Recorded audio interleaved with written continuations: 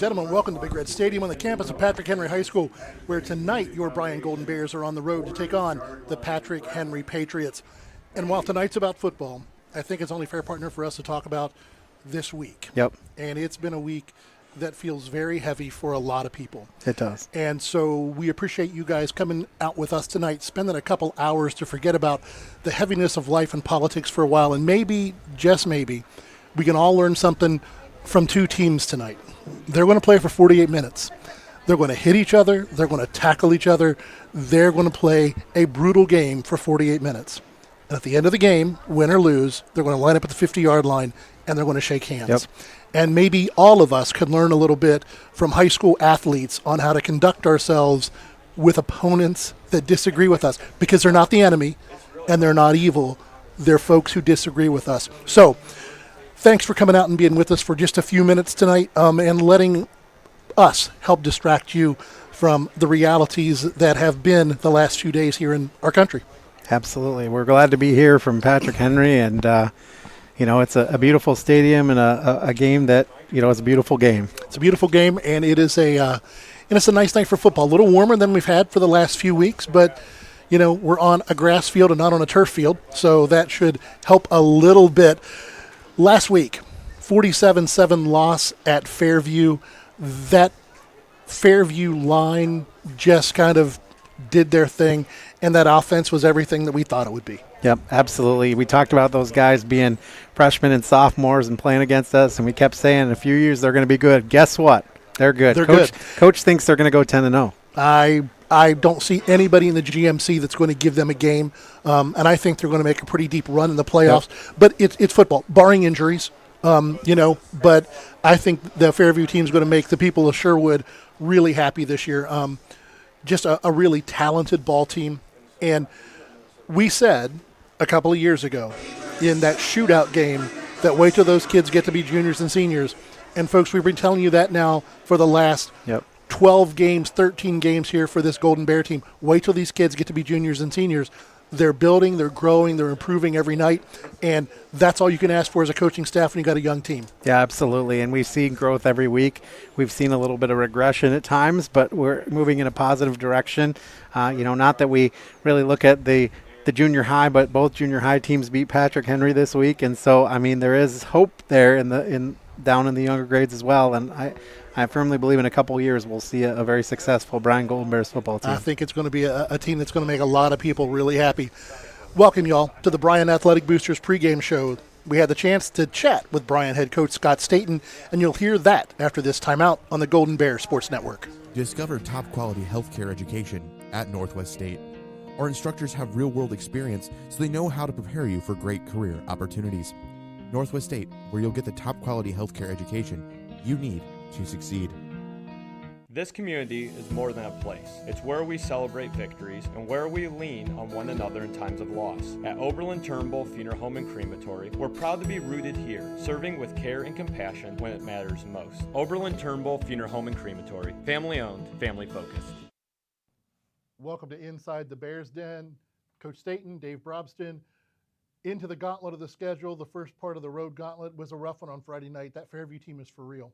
Yeah, they're super talented, and we talked about it at the beginning of the season as a staff. We talked about it on the show that this 4-week run on the road is going to be tough. Starting with BG and then going right to Fairview. Fairview is always a tough place to play. Great atmosphere for a high school football game, and then looking at the next two with PH this week and then Liberty. So we knew that this was going to be a tough gauntlet, and Friday lived up to the hype around their offense and their all-state quarterback. And between Zedek and Olinger, Chris and I said next level talent. They just don't have the next level size. At 5'10" and 6 foot, but those kids are really, really good football players. Yeah, I think the one thing that really jumped out to me is you can watch all the film that you want, but when you see the Olinger kid catch a ball and the explosiveness. And the confidence that he runs with when he has the ball in real time, it's definitely different. He expects to score a touchdown every time he touches the ball. He does, and he takes that little bubble pass, and he's thinking first down, at least touchdown, possibly. He does. He runs with a lot of confidence, and I thought their defense was pretty stout. They were which leads to this week. We're going to be playing against probably the two best defensive ends in Northwest Ohio. Unfortunately, they're on the same team.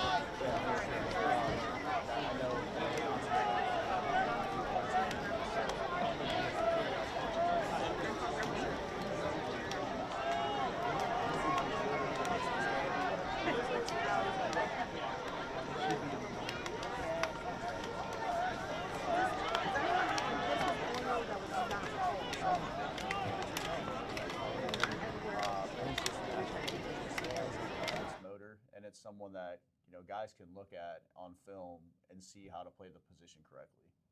And yeah, between him and Johnson, with Johnson being out, it takes a little bit of pressure because it's one thing to double team a tackle. It's a little tougher to double team a guard, especially when you're only playing with one tight end or H-back. Mm-hmm. You've almost got to kind of manufacture formations to handle two defensive ends that are coming with such power. But then their offense, it's a little changed. They're a little bit more running back focused, it looks like, this year than having the quarterback throwing it all over the field. But Schroeder's a good running back. Yeah, I mean they're going to keep their same concepts offensively that Bills ran forever, but it's just how is he going to get to those? Different formations, different motions, and so forth. But yeah, they're getting off the bus running the football this year, and they got a solid offensive line. The Delgado kid that plays both ways, you put him and 65 together. They're going to flip sides on offense, but they still will run it back to the weak side. So they're able to go both ways with that, but they are flipping their offensive guard and tackle. And I mean, why wouldn't you? Those kids are big and they're maulers. And that's the thing. You're at their place. This gauntlet, we all thought it was going to be that 4-game road gauntlet. Well, the first 3 in the NWAL, you've got the 3 undefeated teams back to back to back. So the gauntlet kind of picks up. At least we get Evergreen back home. Will be a nice way to return home. But this PH team, they're just one of those teams that you look at every year and you go, oh, look, they graduated 6 guys. They're going to be down, and yet they're not. They just kind of keep churning them out, and it's almost like a cookie cutter. You see them lose one guy at running back, and the guy they bring up behind him is almost the same thing. It's not like us where we lose a Sam and then a Damian, and then we've got to go to more smaller backs. Mm-hmm. They just keep bringing the same kid in different clothing. Yeah, I think you definitely see that in the trenches. Like they just have had big, physical, strong guys cycling through on the offense and defensive line. And they keep their scheme simple enough that those guys can just, do what they do best and move people. So, yeah, it's impressive what they're able to do there.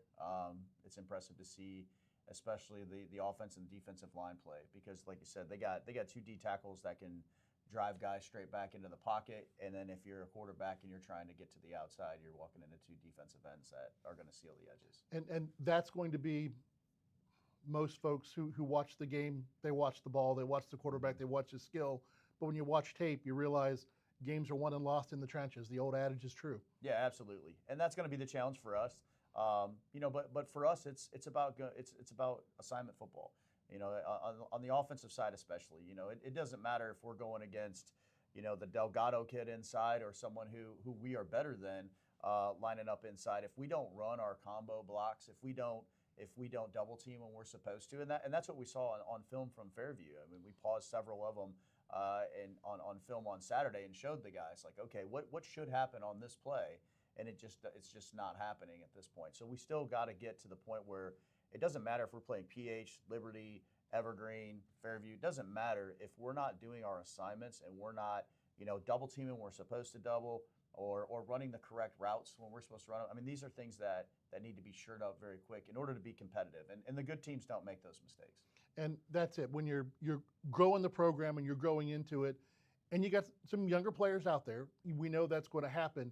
But the thing you're looking for is that, one step better each week and just keep improving to get to that place where it is second nature, where the kids don't have to overthink it, where it's, all right, I know my assignment, here's my assignment, and it doesn't make any difference if I'm going up against the scout team or an all-stater, my assignment doesn't change. Right, yeah. I mean, that's the thing. If you're, step one is you gotta block the correct guy, or you have to be in the correct gap if you're playing the defensive line, or you have to be running the correct route and stemming your route correctly. The other guy on the other side doesn't dictate those things. Now his ability level changes things a little bit, right?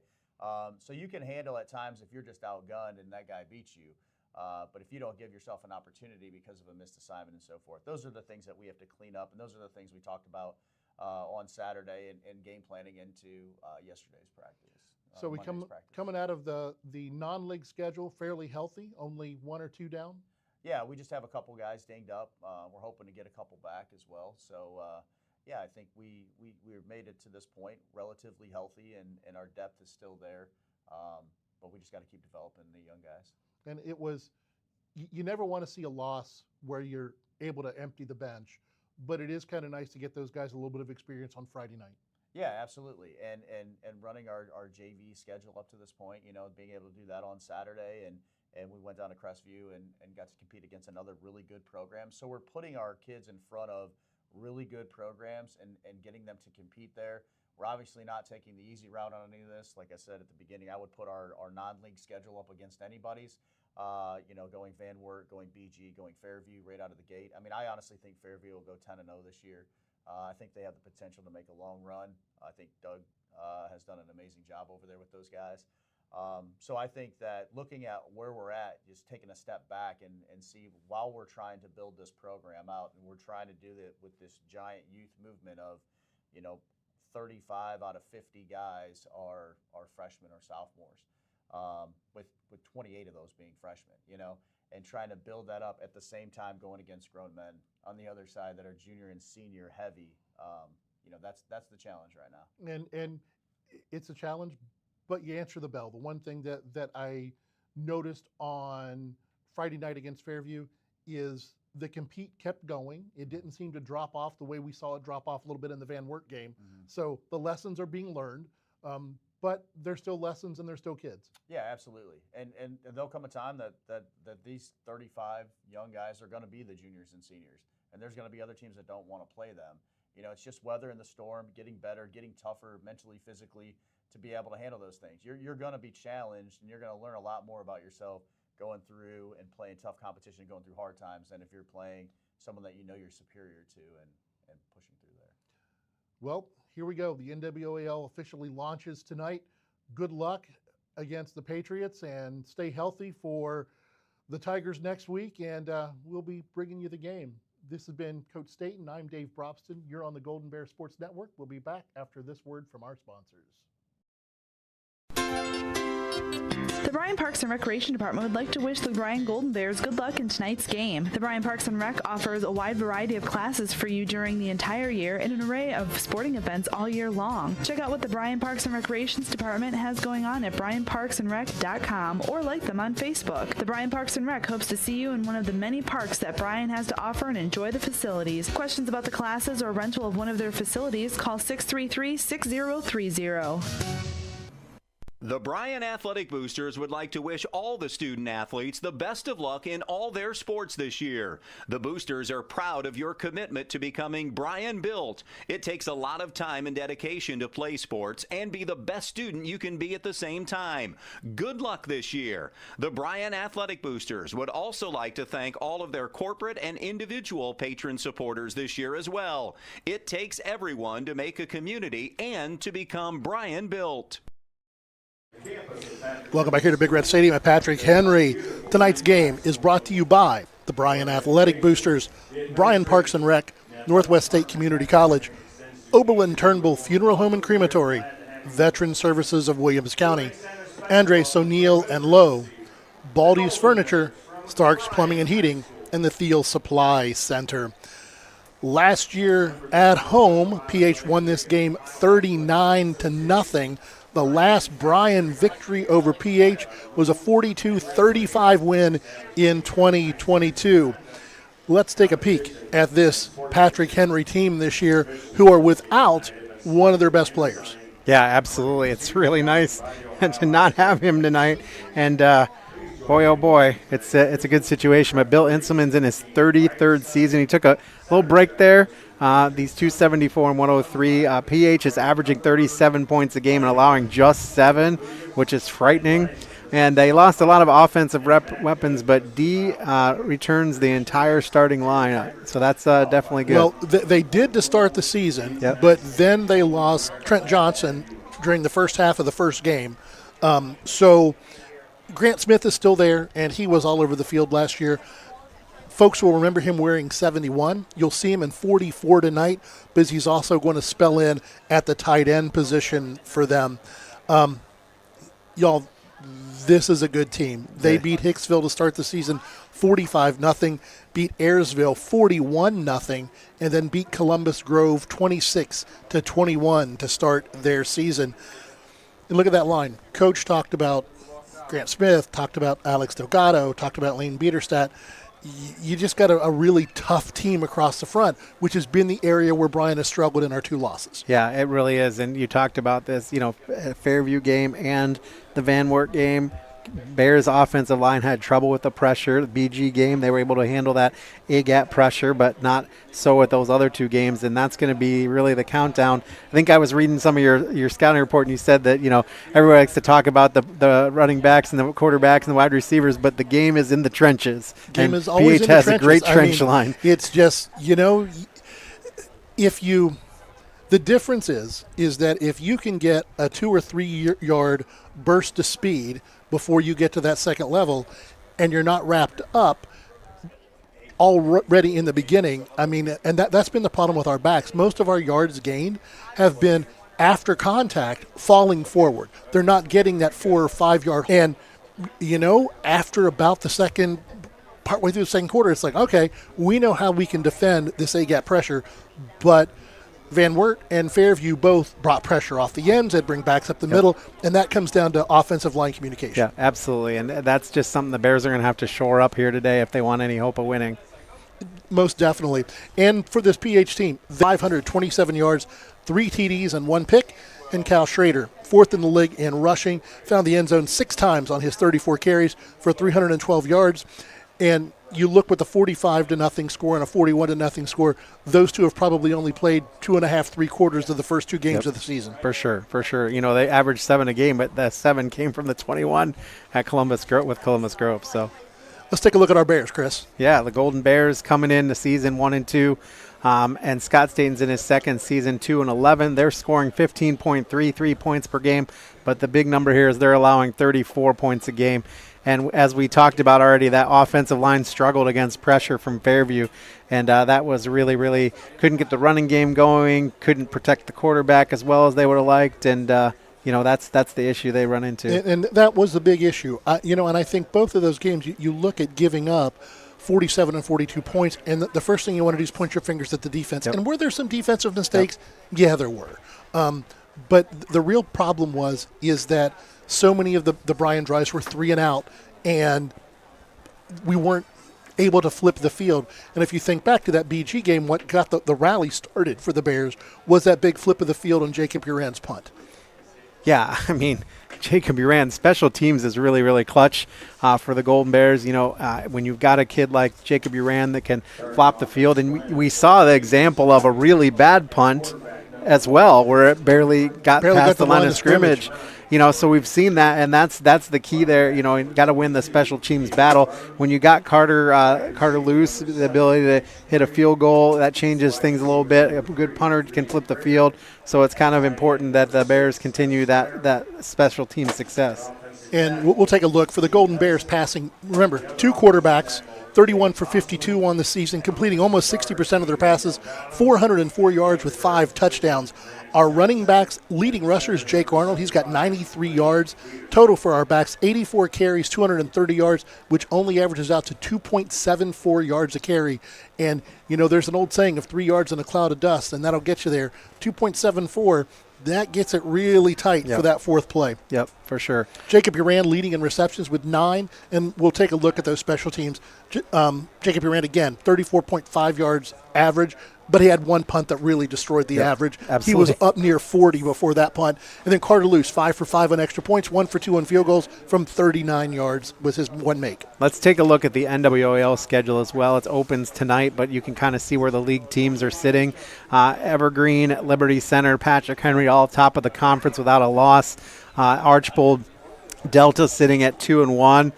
And Bryan at 1-2, Swanton and Wasion at 0-3. And I'm telling you what, I think any of the teams in the top 6 could win this league.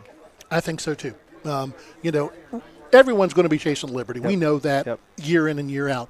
But it's a little more competitive this year Yep. than what we've seen in the past. Let's take a look at our weather here tonight from Big Red Stadium in the grass turf here at Patrick Henry. Yeah, it's a beautiful night for football. 79 degrees, currently partly cloudy. It says partly cloudy, but I don't see very many clouds out there. in the sky, no. Winds are out of the northeast at 3 miles an hour here, so beautiful weather for football in Hamler. And these first 4 weeks have been a little bit spoiling you, partner. We talked when we came up into the booth, and I was talking with a couple guys and the AD from PH and said, we'll see how cramping goes tonight. This has been the first real hot week that we've had. Let's take a break. We'll go to our sponsors, and we'll come right back here with our officials and our kickoff here from Big Red Stadium in Hamler, Ohio. You're on the Golden Bears Sports Network. The Bryan Athletic Boosters would like to wish all the student athletes the best of luck in all their sports this year. The Boosters are proud of your commitment to becoming Bryan built. It takes a lot of time and dedication to play sports and be the best student you can be at the same time. Good luck this year. The Bryan Athletic Boosters would also like to thank all of their corporate and individual patron supporters this year as well. It takes everyone to make a community and to become Bryan built.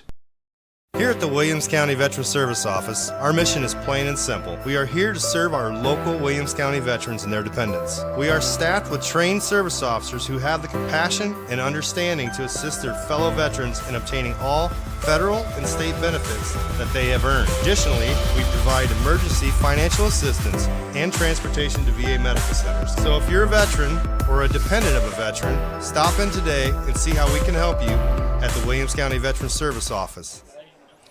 Welcome back here to Big Red Stadium. Tonight, the countdown to kickoff. One lucky winner, Jackie DeWitt from Bryan, will have the chance to win $100 courtesy of Bryan Ford Lincoln if the Golden Bears return the kickoff to open the second half, not the opening kickoff. They will get the ball to start the second half. If that's returned for a touchdown, Jackie DeWitt will win $100. So you can see the countdown to kickoff up on the corner of your screen. Our keys to the game tonight, sponsored by the Carlin Company Realty and Auctioneers, your hometown real estate company for over 45 years, consistently remained number one in Williams County and the surrounding areas since 2007. Call us for all your real estate needs. Let's take a peek at those keys tonight. For the Golden Bears, it's all about the trenches. We are going to talk that until it's blue in the face. It's all about the trenches. The other thing on defense is get off the field on third down. Really good defense last week against Fairview on first and second. Third down, giving up 3rd and 13s, 3rd and 14s to not be able to get off the field. And what we want to do is to slow the pace down. We've seen that with the huddle a little bit. We don't want to let this high-paced Patrick Henry offense run out and get away from us as the game begins. Take a look what PH needs to do tonight to come out with a win. They need to keep doing what they're doing. They need to execute their game plan. They're running the ball about 2/3 of the time, but their passing game is really effective, as you can tell.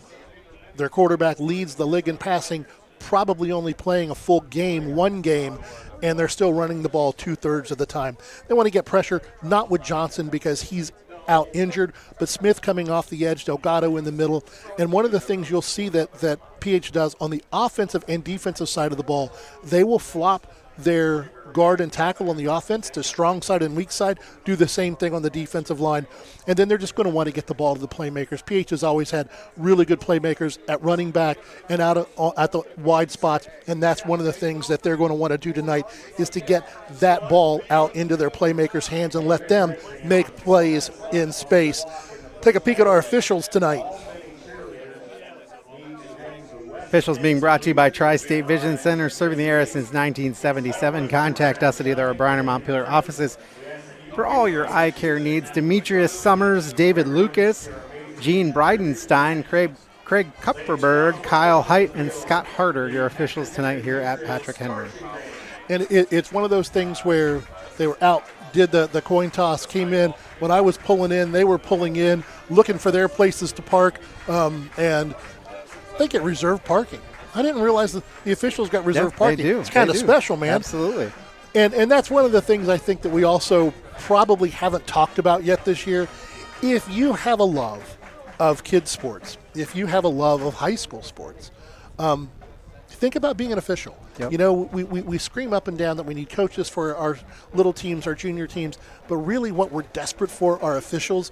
Last season, there were a number of games, football games in Ohio that were not played, not because of, a threat of violence or because a team was sick. Didn't play because they didn't have enough officials to officiate the game. Yeah, absolutely. And I know even this year, a couple games for Bryan, we had some trouble getting officials. There was talk about maybe potentially having to move the homecoming game even to a Saturday to accommodate, but I think we're good to go there now, but that's always the concern. It is, and we're starting to get officials in Northwest Ohio. We're making a drive from the center part of the state or from the northeast part of the state. So if you've got a love of sports and want to give back to your community, I tell you what, being a high school official, it's not glamorous, it's not glorious. You're going to get yelled at a time or two. You are. But it really is a way to give back to your community in a way that communities are becoming desperate for. And I want to shout out to an official who we're very familiar with on the Golden Bear Sports Network, Zach Hazlett, who is down in Central Ohio. He sat in your chair or my chair back in the day. He's the student while at Bryan High School, helped start Golden Bear Sports Network as a thing, and he's an official down in Columbus now. He's done basketball, and this year he picked up football. So shout out to him. So the PH Band is on the field. Why don't we take a break, and we'll come right back with our national anthem, and we'll get you ready for kickoff on the Golden Bear Sports Network.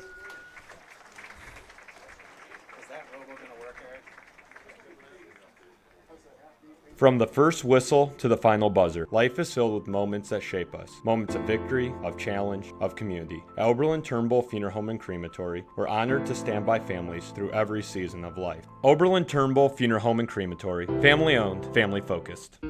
Discover great job skills training at Northwest State. With over 50 different programs available, there is something for everyone. Providing hands-on training and education is the community college advantage.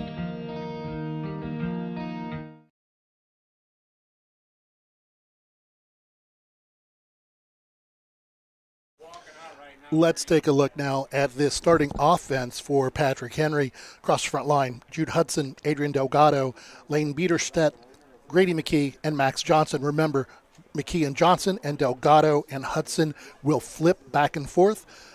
Their weak side guys tend to pull. Their strong side guys tend to block straight ahead.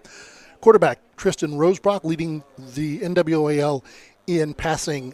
Cal Schrader, their running back, the 5'11 senior, fourth in the league in rushing. You're also going to see the H-back Brian Shirt. Kiefer Holloway, Connor Niederhaus, and Gus Meyer will be their three rideouts tonight. For the Golden Bears, starting on defense, will look a lot like it did last week. Your Anthem, Longoria, and Carter across the front. Hogan, Longoria, and Watson at your linebacker. Weber, Carlin, Taylor, and Wallace in your defensive backfield. Remember, Hunter Watson is kind of that float wave player. He does a little bit of safety, does a little bit of linebacker. He is moved around depending on how the offense lines up. So he kind of plays that really strong position and has had a really solid season. And when you look at this, you still look at this Golden Bear defense. Our two linebackers, two of our three linebackers, a freshman and a sophomore, are back there. So this is still a very young team here, not only on paper, but they are just a very young team all the way around. For our national anthem, tonight is sponsored by Veteran Services of Williams County. We're going to send it to the field for our national anthem with the Patrick Henry Band.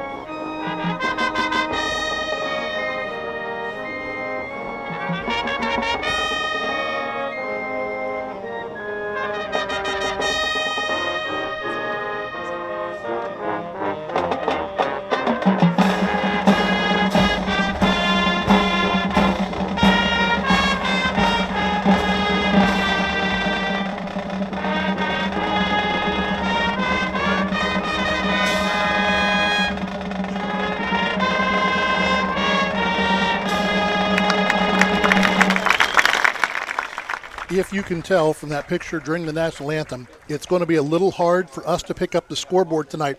The sun, I don't know if you realize this, but the sun sets in the west, and you've got a bright field with a scoreboard that's on the east end of the field. Hard for us to see, very hard for the camera to pick up.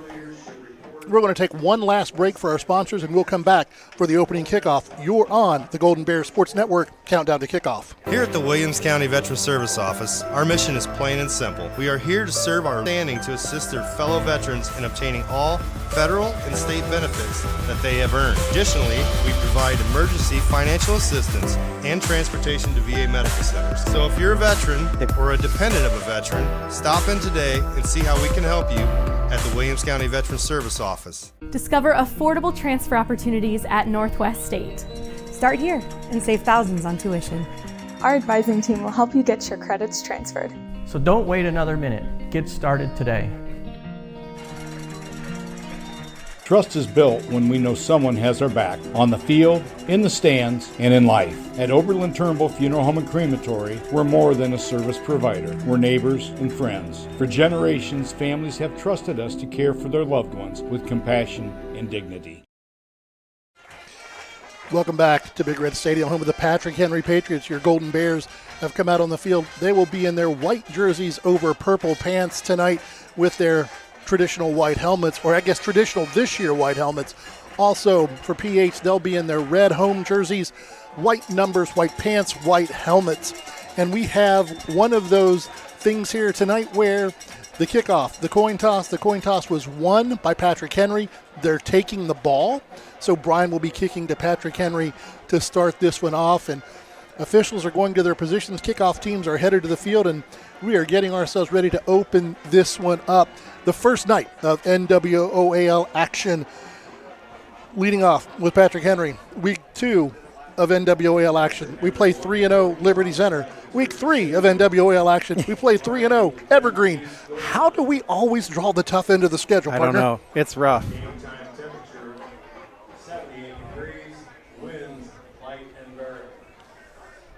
Golden Bears getting ready to come out for this kickoff.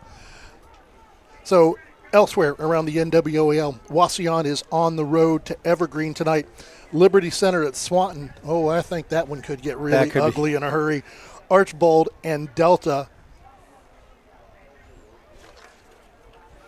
Boy, I'll tell you what, that Swanton game could be a tough one. Yeah. I'm not sure they're going to wear them out for us next week.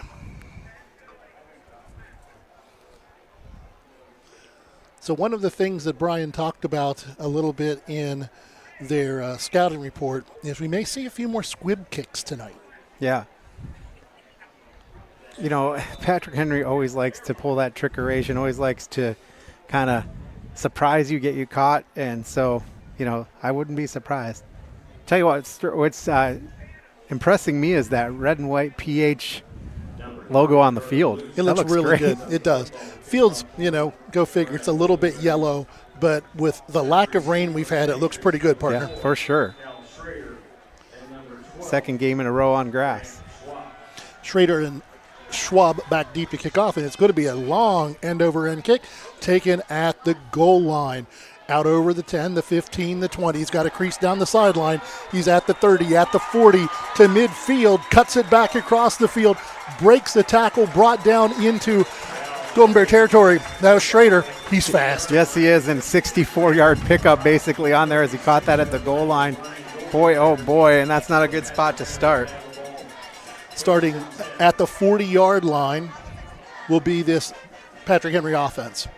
And again, we're going to remind you all night, the scoreboard on the screen is going to be challenging to hit. Right now, it's not 11-1. We just kicked things off here, but the basically the sun is shining right now on the scoreboard, so we might need to do that by hand tonight.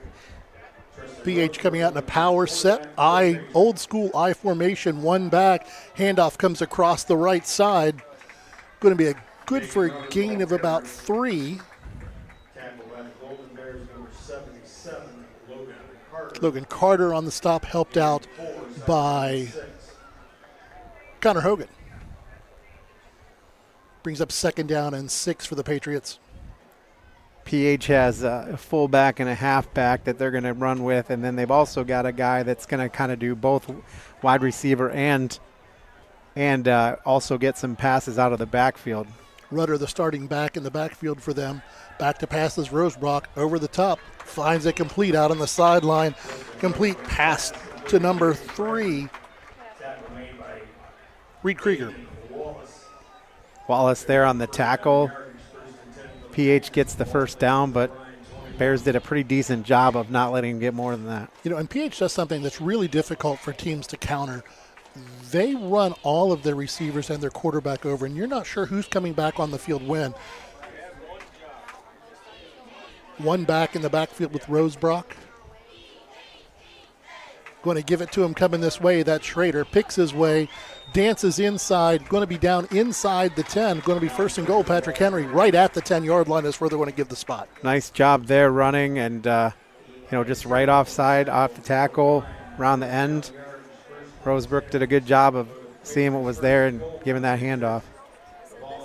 And just a very patient run by Schrader. He just waited for his blockers to get there, open up that hole. First down. They're saying they are first and goal. Okay. Once again, I didn't think they could get any closer than that. I formation, trips to the left. Going to be the second back through. Going to be Schrader. He powers his way forward inside the 5 to about the 3 or 4 yard line. Going to bring up second and goal from the 4. Just real hard running there. Go off the left tackle there, right up the gap, and good running there to pick up 6 to start. Something that we don't see very often in high school football these days. Follow your fullback. Yep. You got Schrader. Shirt was basically the lead guy, and then Schrader had it. Going to run motion this time. Going to hand it once again. Schrader picks his way across the right. He's in for a Patrick Henry touchdown. 6-0 PH. Less than 3 minutes gone. And you look on the Welling Construction replay here. He just very patient runner, picked his gap. The offensive line opened a hole, and he went to the right side. And there you go. That's how it's done. Quick drive, quick score for the Patriots. Aiden Gherkin on to try the extra point. A 5'10 freshman. Interesting number for a kicker, 54. Krieger to hold. The snap, the hold, the kick is up. And it's good.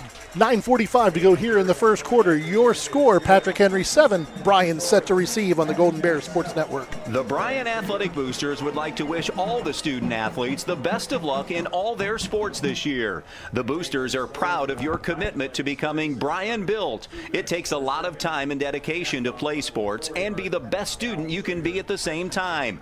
Good luck this year. The Bryan Athletic Boosters would also like to thank all of their corporate and individual patron supporters this year as well. It takes everyone to make a community and to become Bryan built.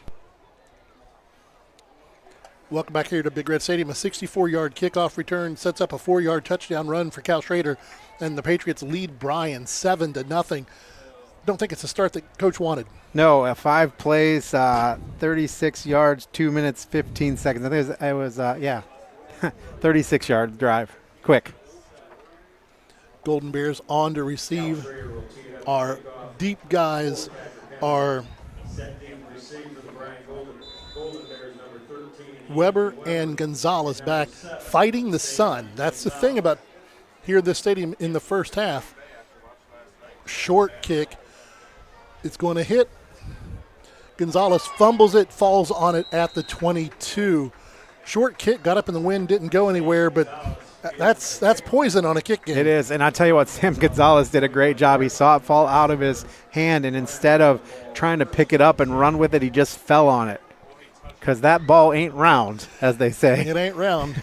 Bryan will start at the 21-yard line. We'll take a look at this Golden Bear offense. Across the front line, Harrison 6, Jamison Longoria, Eli Thim is your center, Connor Hogan and Logan Carter on the right side. Jake Arnold starting at quarterback, Cade Carlin at running back, Uran at the H-back, Wallace, Kerr, and Weber are your wideouts. Going to empty the backfield, starting things out. An empty look for the Golden Bears. Haven't seen a lot of that this year. Arnold back to pass. Pressure comes, and down he goes. It's going to be a loss of about 7 or 8 on the play. You know, and we looked at a couple of these guys versus Fairview. Anthony Weber had 2 receptions for 40 yards and a touchdown. Jacob Uran, 4 receptions, 58 yards. And we also talked about the fact that the Bears needed to protect a little bit more and handle that pressure. And we saw play 1. They did not do a very good job of that. For this defense for the Patriots, Bosselman, Hudson, Delgado, and Smith along the front. Your linebackers are Prigg, Schroeder, Meyer, and Niederhaus.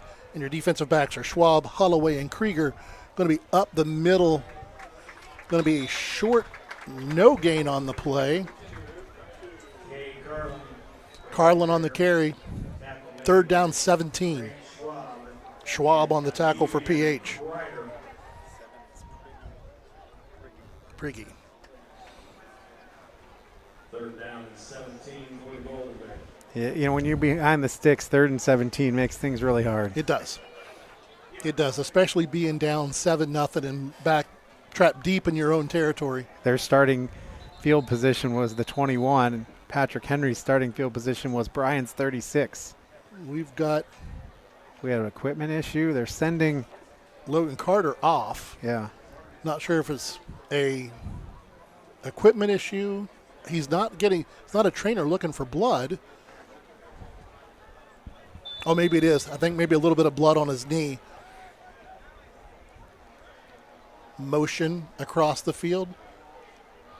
Arnold back to pass, and the pressure comes again. He tries to escape, escapes 3, fumbles down. I believe Bryan fell on it.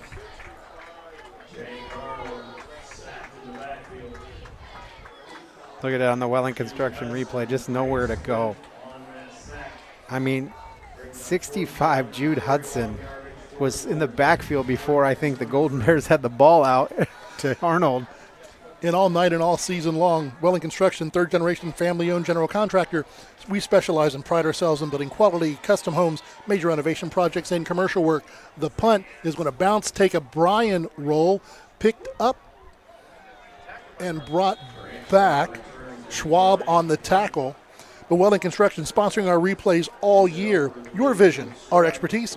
Contact us. 419-636-3712. I'm telling you what, I can't believe Jacob Uran got that punt off. I don't know if we still have that, the punt itself, a camera angle on that for the replay, but I'm telling you what, that they were in the back. I mean, look how close that was to getting blocked. Wow. Man. Yeah. The line play for, and we're going to have a offsides on the Golden Bears. Look at the starting field position so far. They started on the Bryan 36 and now the Bryan 44, and then you're going to take it down inside to the 39. 1st and 5 on the 39. And this is where Coach Inselman is known to take a shot. Yep, for sure. 1st and 5, you're in your opponent's territory.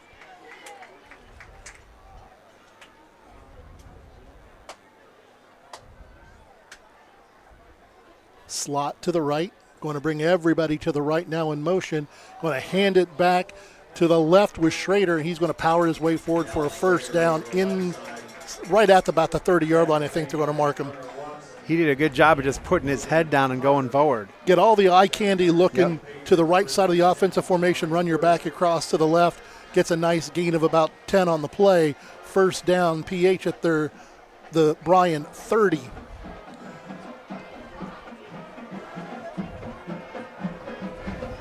.709 to go here in the 1st quarter.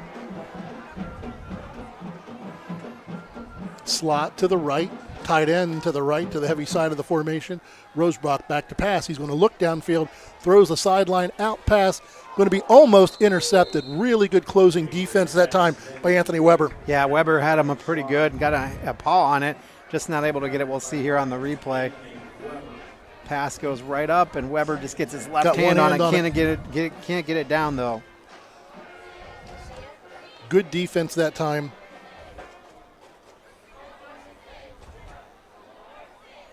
Second down, 10 to go. Rudder back into the backfield for PH. Trips to the field side. Handoff is going to go over the left-hand side once again. Rudder breaks to the outside. 20, 10, powers his way forward, runs over. And he stepped out of bounds, though, I think. Looks like he stepped out at the 12. Yep. Taken out of bounds by Mason Grime. First and 10 for the Patriots, first and 10 at the Bryan 12. Mason Grime is a freshman. I'm not sure if they got the number right on that I'm one. not I thought sure. I saw him injured on the sideline before this one started. Two backs in the backfield. They're going to hand it up the middle again. Logan Carter stops that one. Had a whole host of Bears with him. Just look what Patrick Henry does here, if you can see it on replay. The chaos. There's just chaos. The snap comes. The quarterback's running forward. The two backs are running forward. Just watch this here on the line of scrimmage. Ball gets ready to snap here, and watch all three of them moving. You don't know where it's going. Almost a wing T version there. Second down, 9 to go for PH. Back into the power formation. Going to be a fake play action. Rosebrock's going to roll, throws into the end zone, dropped incomplete. Boy, I'll tell you what. I mean, was that going to Gus Meyer? It was going to Gus Meyer, and Meyer wants that one back.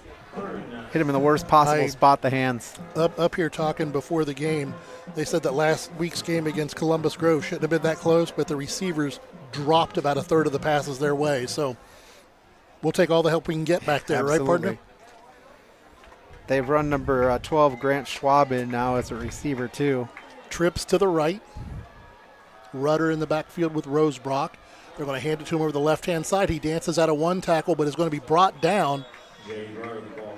Gonzalez on the tackle. Going to bring up fourth down and about 5. Ball's going to be at the 12-yard line. I don't think we're going to see any field goal attempt here out of Patrick Henry. I think it's going for it all the time.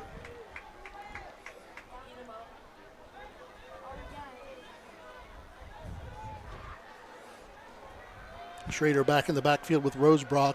He's going to get the ball coming to the right, cuts it back upfield.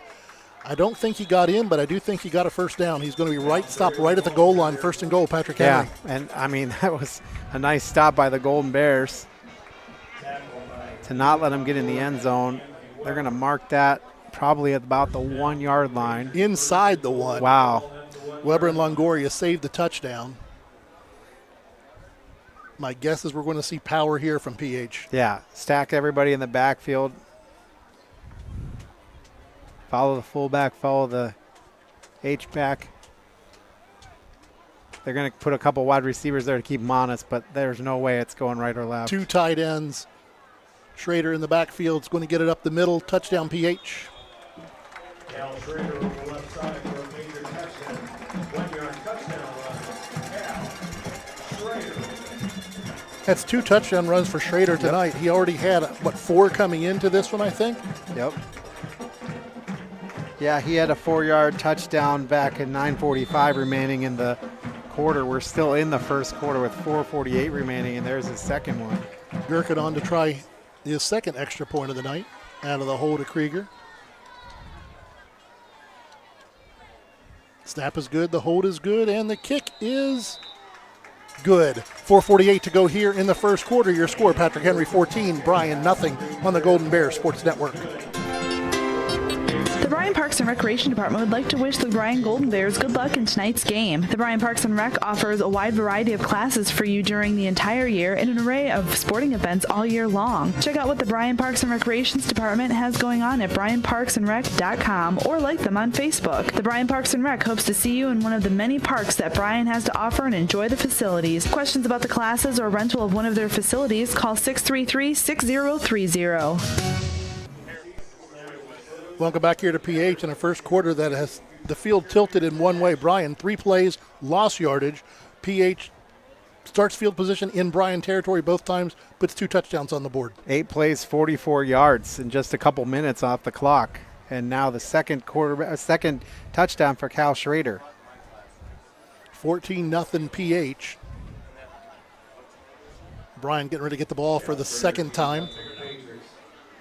And they're looking right in the sun, you can see. Sam Gonzalez is shielding his eyes. He's in the sun. Going to be, again, short end over end.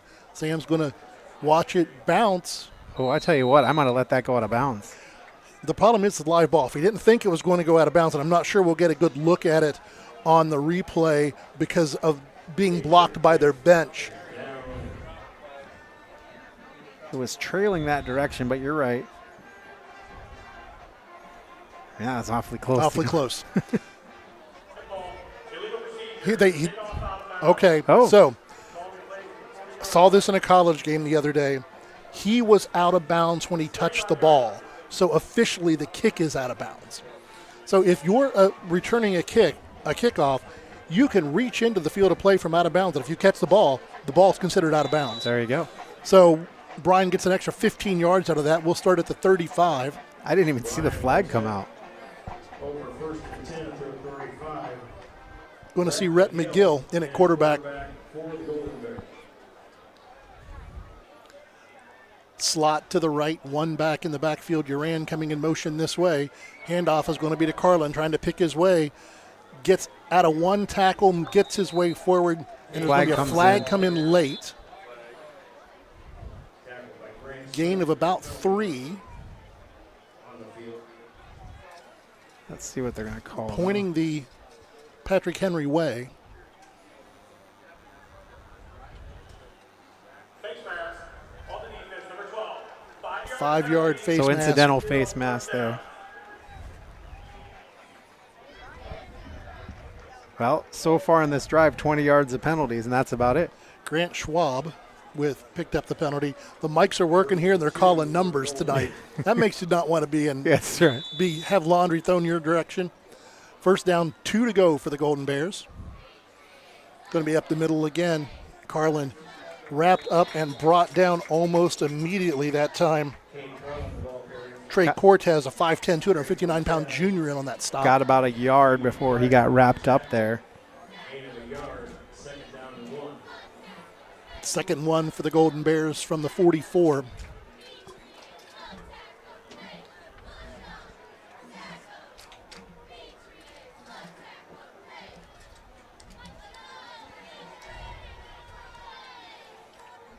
Slot to the right, single back to the narrow side of the field. McGill going to take it, and he fakes the handoff. He's going to keep it himself, going to be close to a first down. The official here has it marked. Yep, they're going to give him the first down. That's the first down for the Golden Bears. Patrick Henry already has 6. First down with 3:49 to go in the first quarter. Yep. 14-0 Patrick Henry. It was good effort by Rhett McGill that time. He was wrapped up about a yard short and powered his way forward. I do like the look there when you send the back to the left and then your quarterback hangs onto the ball and then has to go forward with it. I like the look. Has the ability of becoming a big play if you can just get him to bite on that fake. It's the read option we saw so much with Sam and Jace, and it's nice to see it come to pass over the middle, over the head of Jacob Uran. First time one of our quarterbacks has dropped back and had a little bit of time. Uran was out there in the middle. He was being covered by number 12, Grant Schwab. And it was a nice throw, just a little past him. That's when you have the 2 quarterbacks. You know, your quarterback on the sideline sounds like, hey, give me a little bit of protection when I'm out there. That's right. We've got, ball wasn't marked ready for play as Bryan came to the line. Ball right at the 45, second down, 10 to go, Golden Bears. 3:14 to go here in the first quarter. Again, Jacob coming in motion this way. Going to throw it out on the flat, and it's going to be caught, knocked backwards. Not really any place to go. Big loss on the play. Pass was caught by Aiden Wallace, well read by Patrick Henry. Let's look at this in the Welding Construction replay. Aiden bounces off the tackle, but then there's a whole host of Patriots that come tracking him down.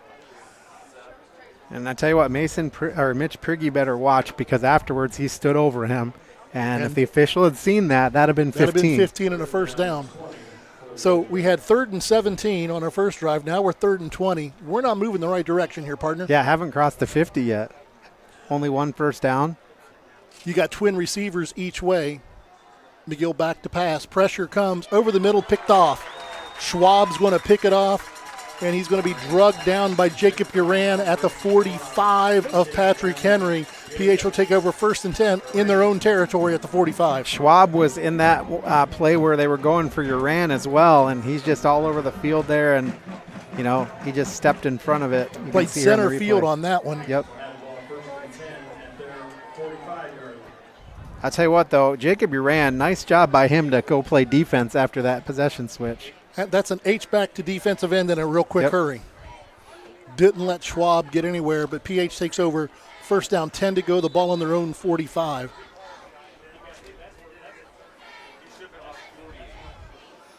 I'm going to go trips to the left, nobody out to the right. Rosebrock barking off his cadence. Going to hand it up the middle. Once again, going to be Schrader. He picks his way, breaks out of tackle, out to the outside, trip up. That was a shoestring touchdown saving tackle, I do believe. I tell you what, I didn't even see who made the tackle or who bumped him. He just goes right through the middle of the line. So they're giving it to Weber.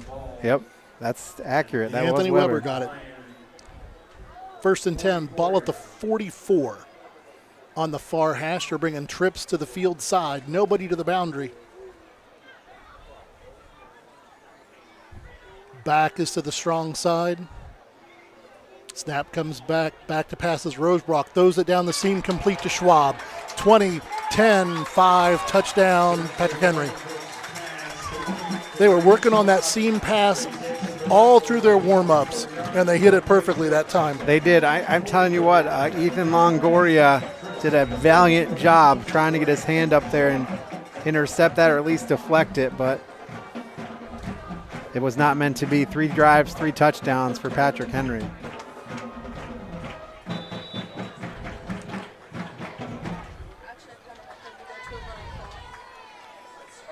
Third extra point attempt in the first 10 minutes for PH.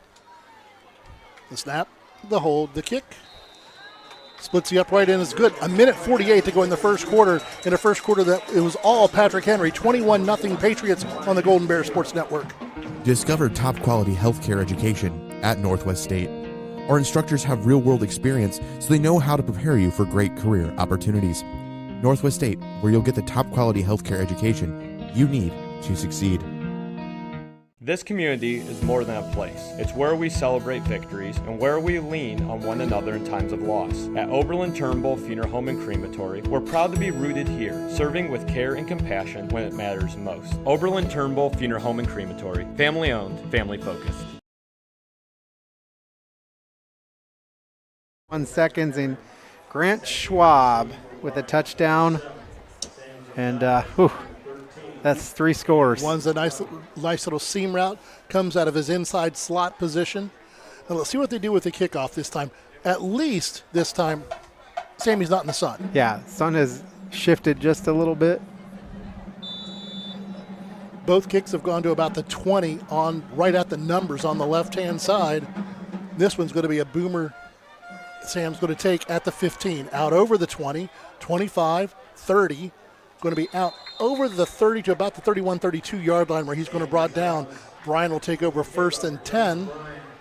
We talked about Sam Gonzalez a little bit last year, coming in and being a little effective in the kicking game, and nice to see him get a little bit of a good run there.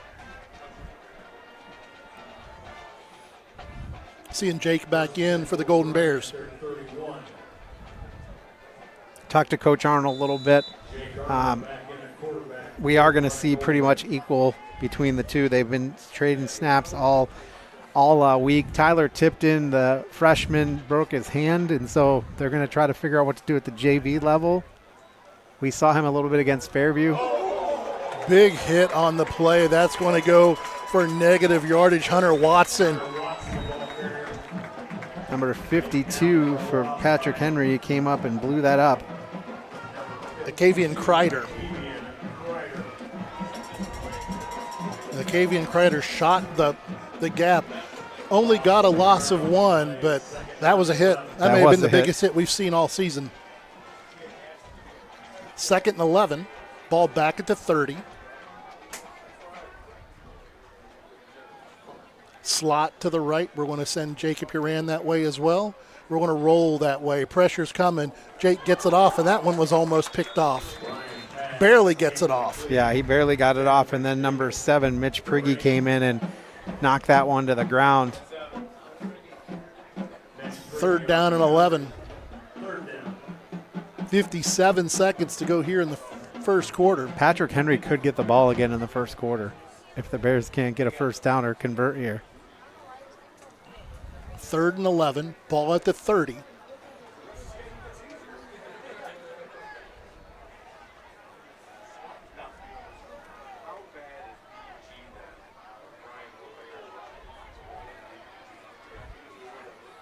Slot to the right, and we've got a timeout, Golden Bears. Timeout on the field. We'll take one with them. You're on the Golden Bears Sports Network. Here at the Williams County Veteran Service Office, our mission is plain and simple. We are here to serve our local Williams County veterans and their dependents. We are staffed with trained service officers who have the compassion and understanding to assist their fellow veterans in obtaining all federal and state benefits that they have earned. Additionally, we provide emergency financial assistance and transportation to VA medical centers. So if you're a veteran or a dependent of a veteran, stop in today and see how we can help you at the Williams County Veteran Service Office. Discover affordable transfer opportunities at Northwest State. Start here and save thousands on tuition. Our advising team will help you get your credits transferred. So don't wait another minute. Get started today. Trust is built when we know someone has our back on the field, in the stands, and in life. At Oberlin-Turnbull Funeral Home and Crematory, we're more than a service provider. We're neighbors and friends. For generations, families have trusted us to care for their loved ones with compassion and dignity.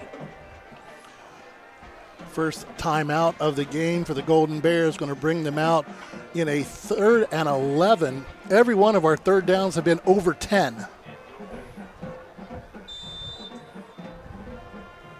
Watson in the backfield again with Jake Arnold.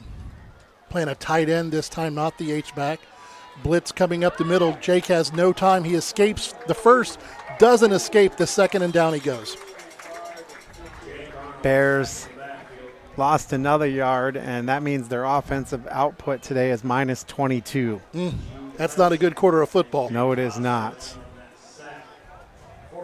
Schwab back deep to receive this Jacob Uran punt.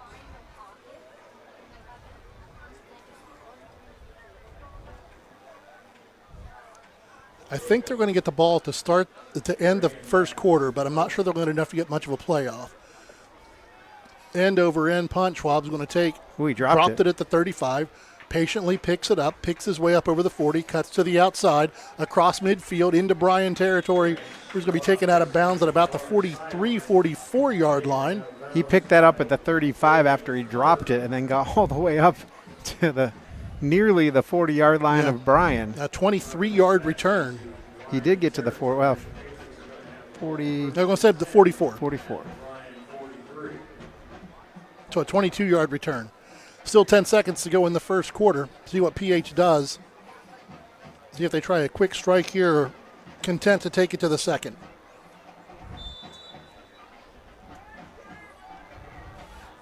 Rudder back in the backfield with Rosebrock. Rosebrock under center this time. Trips to the right. They're going to hand it to Rudder going to the left. He picks his way. Good for a first down. Still going inside the 25 to the 20. Still 2 seconds to go. Easton Kerr on the tackle. First down yards for the Patriots. Ball placed at the Bryan 21. A 23-yard carry that time for Rudder.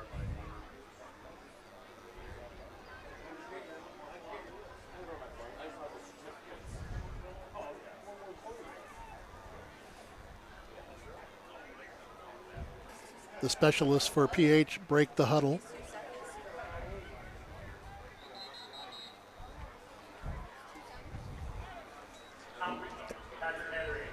And PH is going to take a timeout with 2 seconds to go in the quarter. We'll take one with them. You're on the Golden Bears Sports Network. The Bryan Athletic Boosters would like to wish all the student athletes the best of luck in all their sports this year. The Boosters are proud of your commitment to becoming Bryan built. It takes a lot of time and dedication to play sports and be the best student you can be at the same time.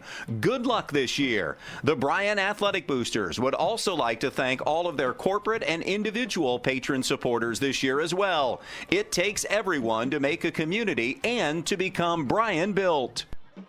The Bryan Parks and Recreation Department would like to wish the Bryan Golden Bears good luck in tonight's game. The Bryan Parks and Rec offers a wide variety of classes for you during the entire year and an array of sporting events all year long. Check out what the Bryan Parks and Recreations Department has going on at bryanparksandrec.com or like them on Facebook. The Bryan Parks and Rec hopes to see you in one of the many parks that Bryan has to offer and enjoy the facilities. Questions about the classes or rental of one of their facilities, call 633-6030.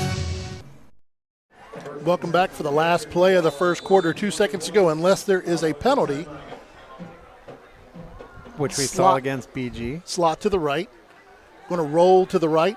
Looks, covered, made, still complete over the middle. Going to be a Patrick Henry touchdown pass completed to Smith.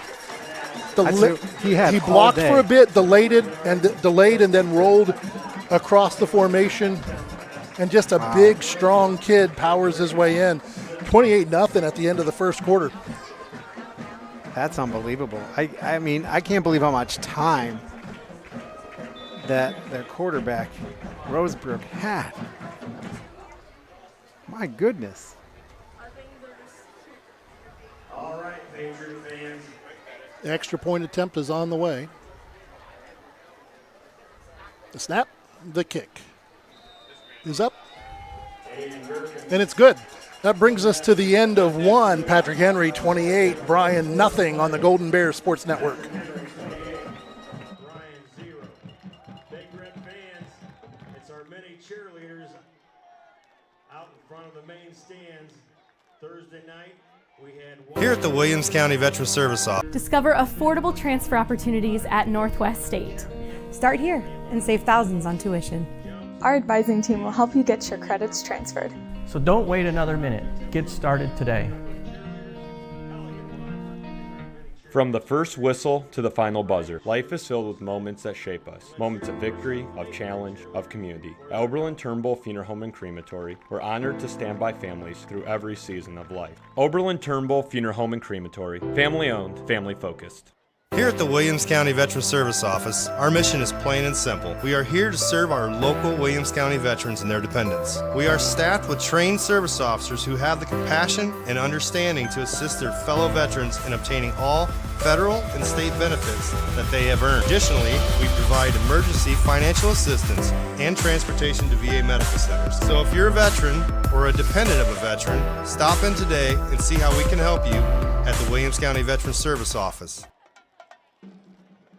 And where this entire first quarter was all Patrick Henry. In the parlance of my youth, Chris, this was a glue quarter. It got loud and ugly early. Yeah, absolutely. Oh, my goodness. End over end kick. Gonzalez is going to take it at about the 16, out over the 20, 25, 30. Finds a seam up the outside. Going to be run out of bounds about the 36, 37-yard line. Here you see it on the Welling Construction replay. Going to be give them the ball at the 36.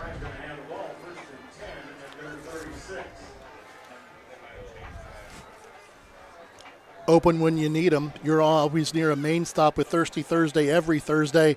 28-0 here, Patrick Henry, as we start the second quarter.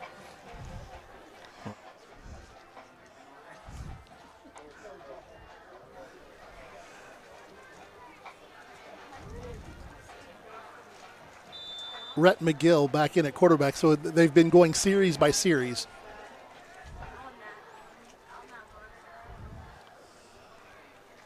Slot to the left. Going to be a pitch back to the right-hand side. Picks his way forward. Are they going to give him a yard? I don't think so. I'm going to call it no gain, 2nd and 10, Golden Bears.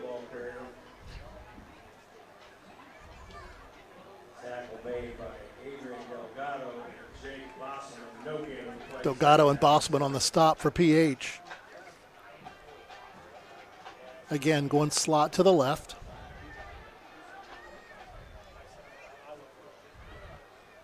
McGill, play action, gets across the middle. That one's going to be complete. That'll be the second first down. Nice job there by Jacob Duran. Knew where the sticks were, just went to it, and they found him. First down, Bryan. A first down that wasn't on a bunch of yards coming from a penalty. Because remember that first down we got, we started 1st and 2. Yep, that's true.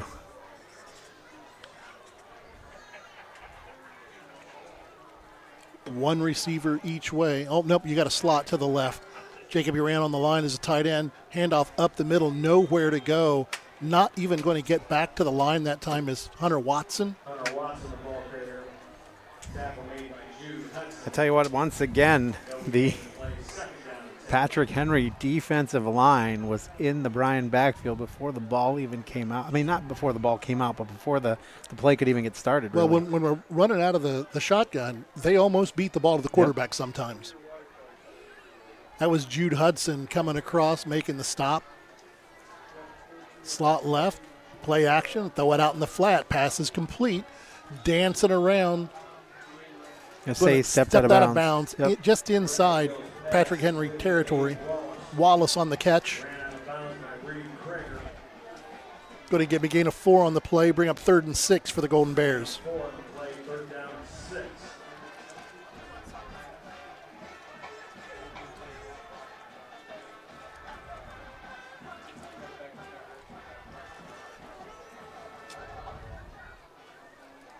Running a slot to this side, Easton Kerr wide, Aiden Wallace in the slot. McGill hands it off up the middle, and again, nowhere to go. Going to be a loss of a yard, half a yard on the play. Watson again on the carry. Tackle made by Max Johnson and Grady McKee. 4th down. And Bryan's leaving the offense on the field on this 4th and 6, long 6. I mean, at what point do you have, I mean, you have to get some points, right? You're down 4 scores. And we haven't shown that we're doing a lot on the defensive side of the ball either. So going to be play action, and McGill in trouble. Delayed blitz comes in. He goes down. PH is going to take over on the 45. Yeah, that was just – I'm trying to see who came. That was 44. No, that was Kreider again, 52. Just comes in completely untouched. That's the 4th or 5th sack of the Golden Bears tonight. PH will take over first down, 10 to go, ball on the Bryan 45, 9:31 to go here in the first half. Bears still don't have positive yardage, offensive yardage. Handoff's going to go to the right-hand side. Rudder's going to pick his way. Good for 5, good for 10, good for 15. He's going to take it to the house. Touchdown, PH. One play, 45-yard touchdown, Patrick Henry. Wow, Rudder, I mean, he went off to the right side, couple of missed tackles, good blocking, though, downfield, and then he just turned the speed on. He got about to the 20, 15-yard line and just turned the jets on.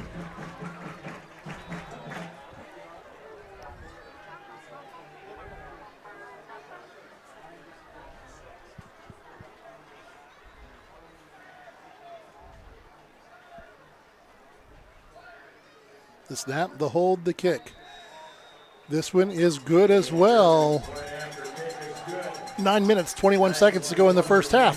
35-0, Patrick Henry. You're on the Golden Bears Sports Network. Discover great job skills training at Northwest State.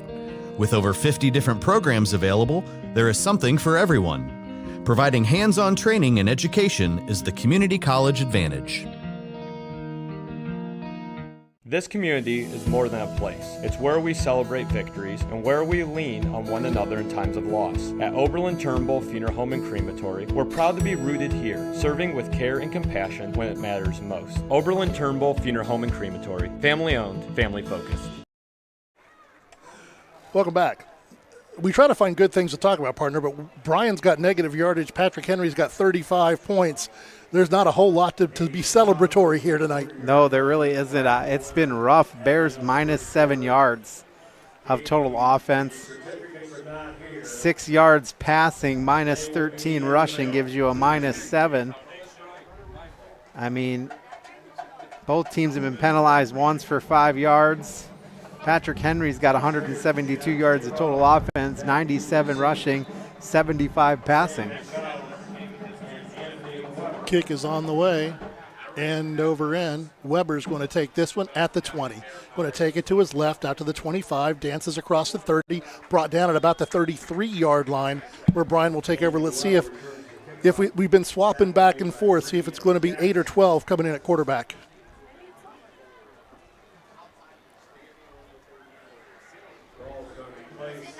Looks like it's going to be 8.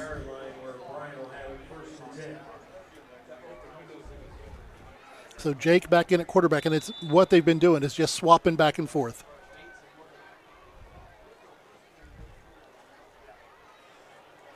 Slot to the left. Jake is going to pull it, a nice read option. Are they going to give him a positive gain out to the 35? Going to give him 1 or 2?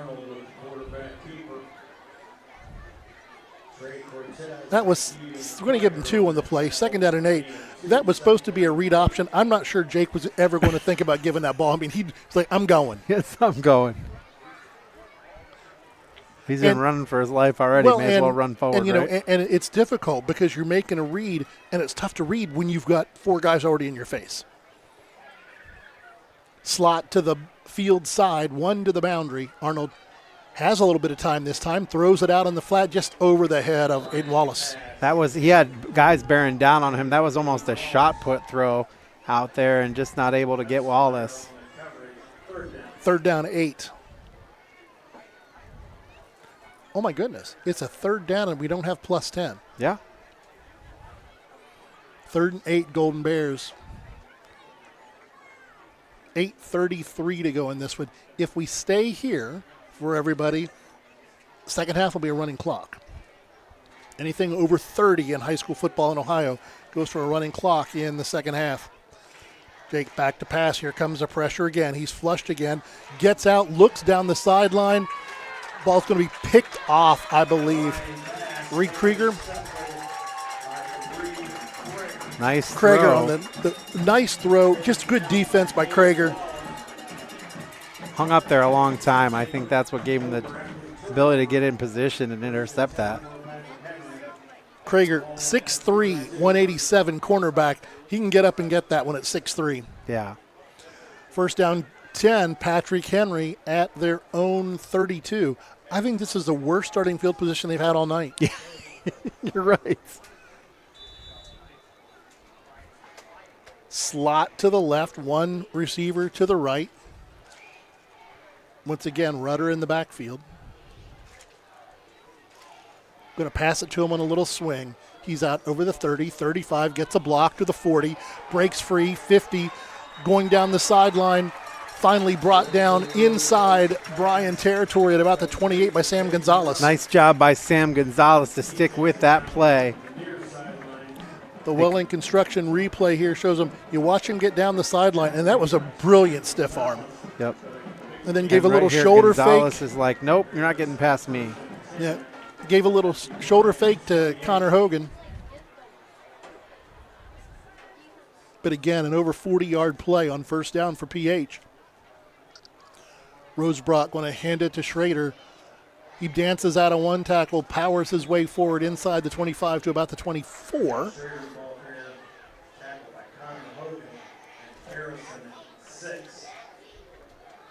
Six and Hogan on the tackle for the Golden Bears. 2nd and 6 to go, Patrick Henry. Running their receivers off the bench as they do on every play. Tight end, 2 tight ends in. Slot to the left. Rosebrock back to pass. Has time, looks over the middle. Ball's going to be complete to Krieger. Inside the 10 to about the 5. 1st and goal, Patrick Henry. Krieger went up and got that one.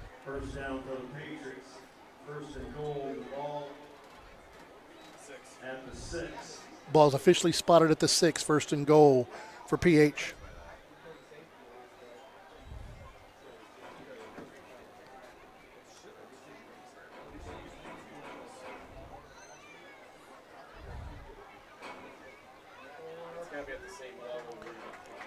Touchdown, PH. Schrader again, off the left-hand side. The good news is, partner, it's going to be 42-0 here. Liberty Center's leading Swanton 49-0. Oh, my goodness. Wauseon 7, Evergreen 0.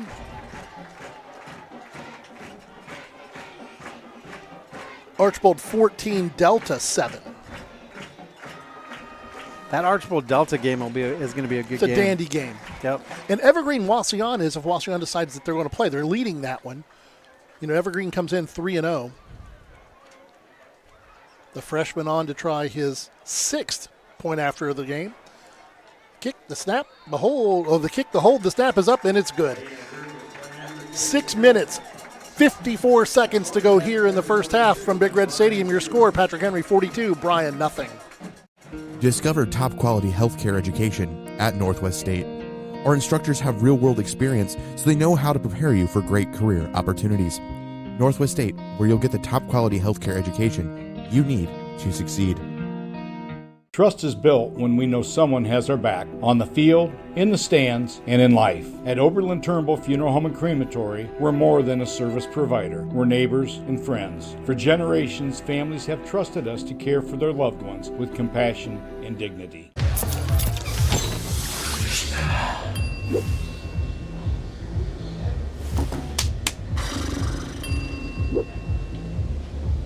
If you need to do something to feel okay to drive, you're not okay to drive. Don't drive buzzed. Welcome back here to PH. Bryan coming out to receive another kickoff. It's good practice for the second half kickoff when somebody can win $100. That's it. Schrader on for the kickoff. Tees it up at the 40, right in the middle of the field. Flanked by 5 on each side. The run up end over end. Going to be taken at the 10, out over the 20, to the 30, out over the 30, to the 35. Flag comes in late. Gonzalez on the return.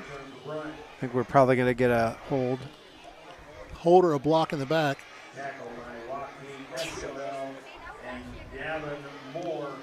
A hold against the Golden Bears.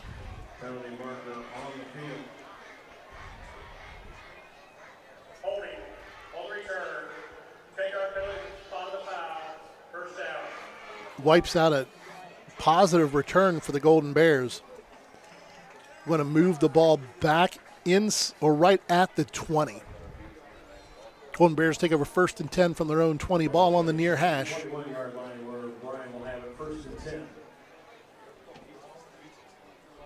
Rhett McGill back in at quarterback for Bryan. Slot to the left. One back in the backfield. Going to hand it to him. Going to the left. Nice hole that time. Turns it upfield. I believe that was Cade Carlin on the carry for the Golden Bears. Gain of about. Gain. Going to give him 10 on the play. Wow. Nice heads up running there by Carlin. It's the longest play from scrimmage for the Bears. I think that may be the longest run from a running back from scrimmage for the season for the Bears. Be nice to see Cade get going in that second half of the season. Slot to the right, going to bring your Rand this way as well. Going to hand off and come this way, and this time nowhere to go. Carlin wrapped up, taken down. Met by a bunch of Patriots. Smith on a perfect form tackle. Kreider on another tackle. Been calling his name a lot tonight. Keaton Kreider has been all over the field. Loss of 4 on the play. 2nd and 14. 5:46 to go here on your main stop to Northwest Ohio scoreboard. Open when you need them. Northwest Ohio main stop. Remember, Thirsty Thursday is every Thursday. Slot right again, one back in the backfield. Going to hand it to him, going to the left, cuts upfield, has a hole, out over first down territory, out to about the 45, 46. Another big run for Cade Carlin over that left-hand side. When he gets his blockers there, see the big hole there. You could run a train through that hole. And the blocking by the offensive line was really good on that one. First and 10, ball at the 46.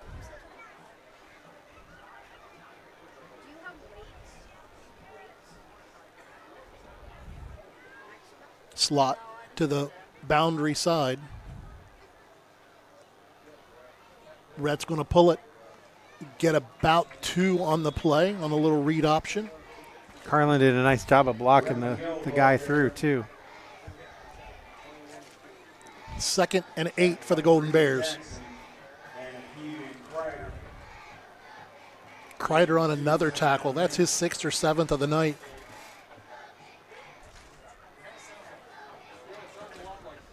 This PH team is good. It'll be an interesting battle between them and LC. Who we get to go see next week. Yeah. Going to be a handoff. Carlin going to the left again. Picks his way. Positive yards this time over midfield into PH territory. Going to bring up 3rd and about 5. Looks like 3rd and 4 on the play.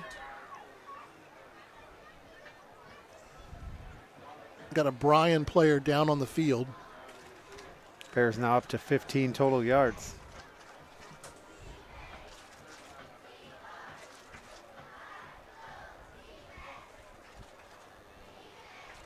Who is that? I'm trying to see who that is. Trying to see who it is as well.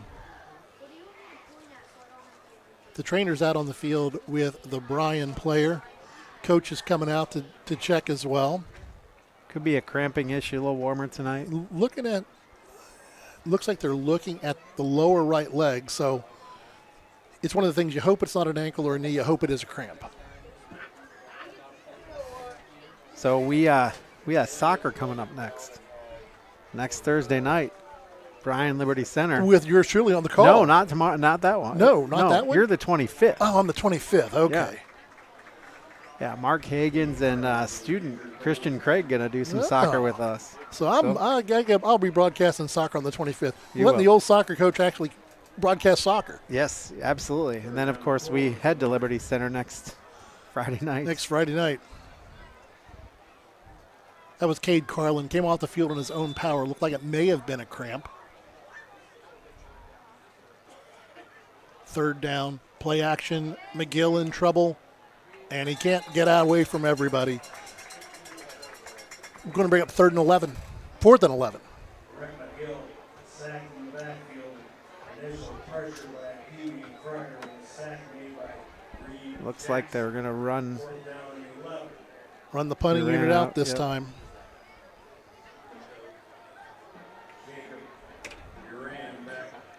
Tell you what, I don't understand why more teams don't snap the ball early when they see that transition happening. The official wasn't standing over it or anything. Look like they're going to try to bring pressure off the right-hand side. Looks like PH is coming after this one.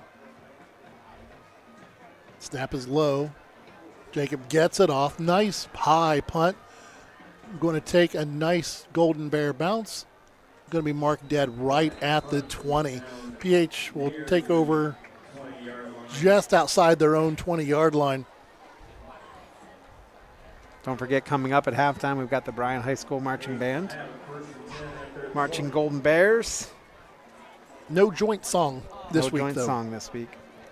Also, want to give a big shout-out and congratulations to Colleen Smith, who is the 2025 Benedict Outstanding Educator. She was awarded that this morning at the Academic Booster Club breakfast. She's an intervention specialist at the middle school and just a great all-around person. And going to be a pitch coming this way, and they've got another crease out over the 30, pulling Golden Bears out near the 50-yard line. Penalty marker comes in on the play. And Colleen is from my area, from the Youngstown area. She went to Poland High School. Poland, when I was in high school at Warren John F. Kennedy, Poland was one of our league rivals. Ooh. And she and I graduated the same year. And so it's always fun to talk about those times. First down. That was Reed Jackson on the carry, a 5'7" junior. Had his one run wiped out by the hold. Going to move it back to the 24, where it'll be first down, 6 to go for PH. That was only the second penalty for the Patriots tonight. Miles Palmer in at cornerback with Cade out. And we got, I believe, a motion penalty. Offsides against Bryan. I thought he jumped back before the snap, but I guess not.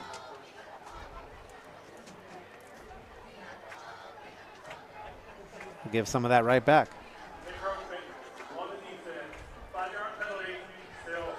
Brings up 1st and 1.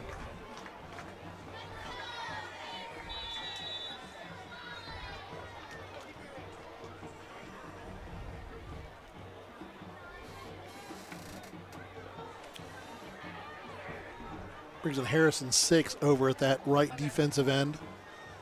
Going to be a handoff power over the right-hand side. Going to be enough for a first down. Get out over the 30 to about the 31, 32. Jackson again on the carry. Enough for the first down, but what about the interior? That Bryan defensive line did not let him get very far. That was a really nice play that time. Was.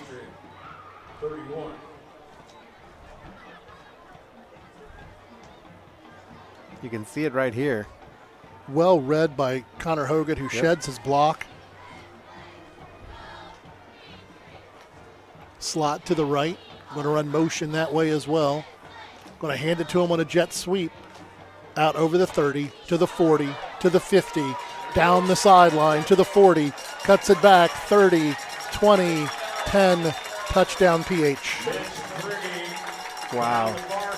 Mitch Prigge. 69-yard touchdown, under 2. He just goes around the right-hand side, a little bit of misdirection. Logan Carter had a shot at him, but he was able to go around the right side, and then Bears did a valiant effort of pursuing, but he was able to just zigzag across and couldn't catch him. Can't coach speed, partner. You cannot coach speed.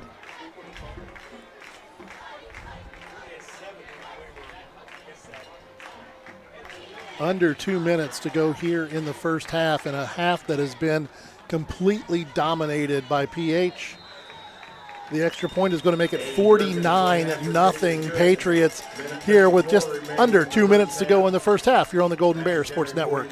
Here at the Williams County Veteran Service Office, our mission is plain and simple. We are here to serve our local Williams County veterans and their dependents. We are staffed with trained service officers who have the compassion and understanding to assist their fellow veterans in obtaining all federal and state benefits that they have earned. Additionally, we provide emergency financial assistance and transportation to VA medical centers. So if you're a veteran or a dependent of a veteran, stop in today and see how we can help you at the Williams County Veteran Service Office.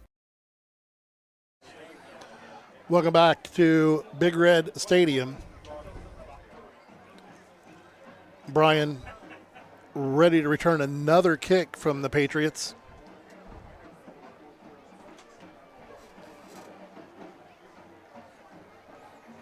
As we're getting ready for PH to tee this one up, let's take a look at scores from around the area. Edgerton 27, Antwerp 6, Tenora 14, Hicksville 6, Evergreen Wauseon 7-7, Liberty Center 51, Swanton nothing. Must have got a safety there. Fairview 22, Ayersville 14, St. Mary's 27, Defiance nothing. Salina 17, Van Wert 7. Eden 28, Summerfield 12. Archibald now leading Delta 14-7. End over end kick going to be taken at the 15. Out over the 25's, got his crease, gets it upfield. Anthony Weber on the return for the Golden Bears. PA said McGill, that was a 13 and not a 12.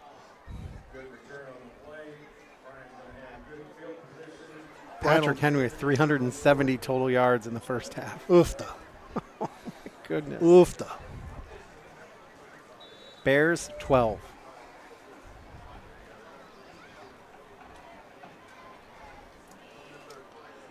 And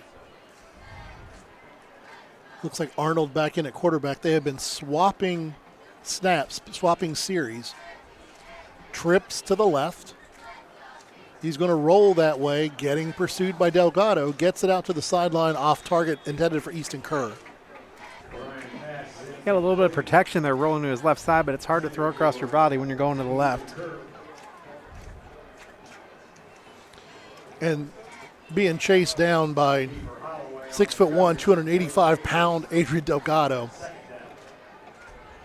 I feel like we've been calling Adrian Delgado's name for like 7 years. Yeah, Delgado, Smith, Kreider. Oh, and Rosebrook, not Rosebrock, the quarterback.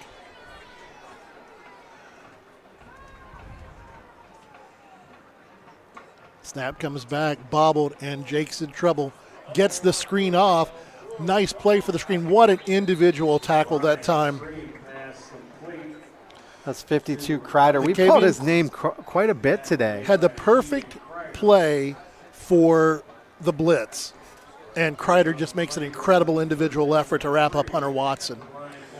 Big 3rd and 3 from the Bryan 47. This is 4-down territory right here. It's got to be with this much time on the clock.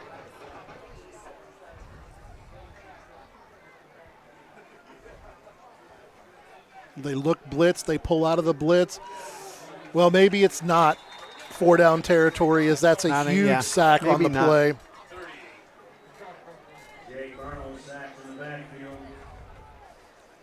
Loss of about 10. Now they're Acavian Kreider on the sack. They said they must have knocked him. They must. I think they called progress. Yeah, we'll take it because I thought it was about another 4 or 5 yards back. Jacob on to punt again.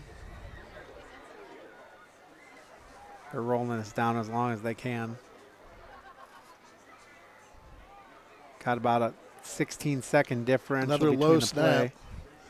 Gets off another decent kick. Going to bounce, take a Bryan roll inside the 30. Going to roll dead at the 26. I would just stand there. They don't have to touch it. I would just stand there and let the clock roll some more. 8 seconds to go, so let's see if they kneel on it or if they try for one more home run. How many 1- and 2-play drives have they had, partner? A lot. A lot of them. Yeah, when you go look at their scoring, let's see. 5 plays, 8 plays. 2 plays, 2 plays, 1 play, 3 plays. And it looks like they are going to take a knee to take it to halftime. That'll bring us to the end of the first half. Second half is going to be a running clock. Your score at halftime, Patrick Henry 49, Bryan nothing. We'll send it away for a word from our sponsors and be right back with the Bryan High School Marching Golden Bears. Discover affordable transfer opportunities at Northwest State. Start here and save thousands on tuition. Our advising team will help you get your credits transferred. So don't wait another minute. Get started today. From the first whistle to the final buzzer, life is filled with moments that shape us. Moments of victory, of challenge, of community. At Oberlin-Turnbull Funeral Home and Crematory, we're honored to stand by families through every season of life. Oberlin-Turnbull Funeral Home and Crematory. Family owned, family focused.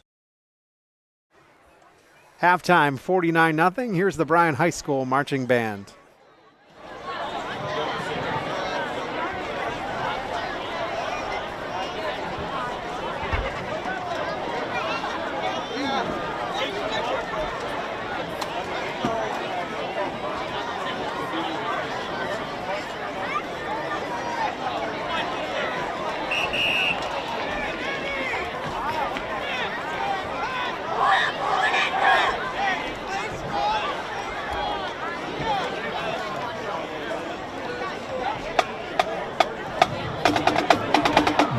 Ladies and gentlemen, welcome to our Sunshine and Celebration Show. The Bryan Marching Band is performing a tune released in May 1964 that became the Beach Boys' first U.S. #1 single. The song captures the essence of teenage cruising culture in Southern California and became an anthem for youth independence. It was paired with Don't Worry Baby as its B-side, if you know what a B-side is, making for one of the strongest single releases of the era. Join the Bryan Marching Band as they capture the thrill of windows down and sun on your face summer drives with the Beach Boys' I Get Around.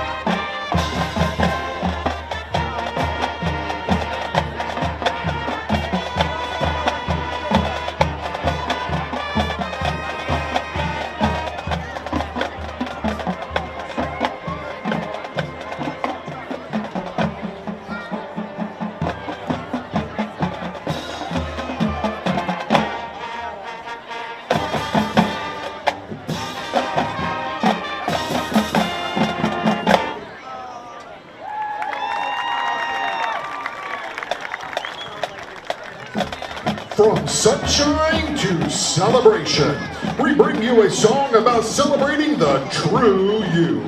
It was written to inspire people to believe in themselves, and is the song the artist is most proud of and calls it her life anthem. Released in 2010, it immediately jumped to #1 on the Billboard Hot 100 and earned a Grammy nomination for Record of the Year. So join the celebration as the Bryan Marching Band brings you Katy Perry's Fireworks.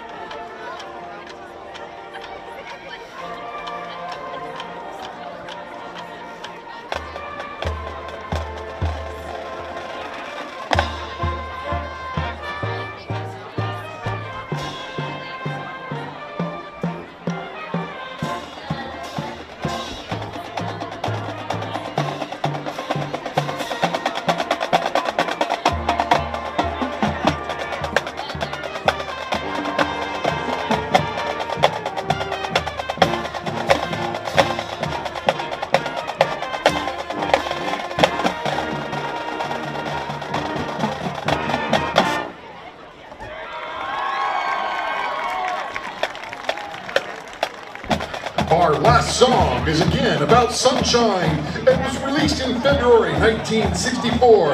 It was an early Beach Boys hit and tells the story of a girl who borrowed her dad's Ford Thunderbird to go to the library. Well, Dad took the keys when he found she'd been out joyriding instead. It peaked at number 5 on the Billboard Hot 100 and solidified the Beach Boys' image as part of a youthful rebellion. The Beach Boys featured this song in their shows, and now we too are closing tonight's Bryan Marching Band show with a playful spirit as we play Fun, Fun, Fun.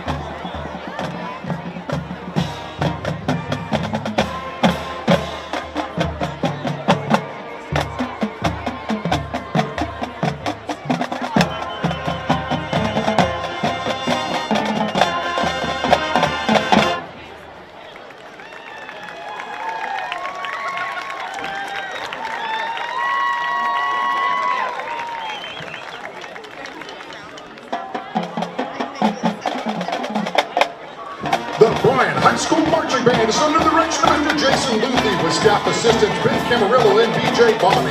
The field commanders are senior Noah Mills and Grayson Butler, with junior field commanders Joshua Sampson. The band would like to thank the Patrick Henry Band for their hospitality this evening. To thank everyone for the applause and wish you a safe drive home and a great weekend. Good night and go Bears!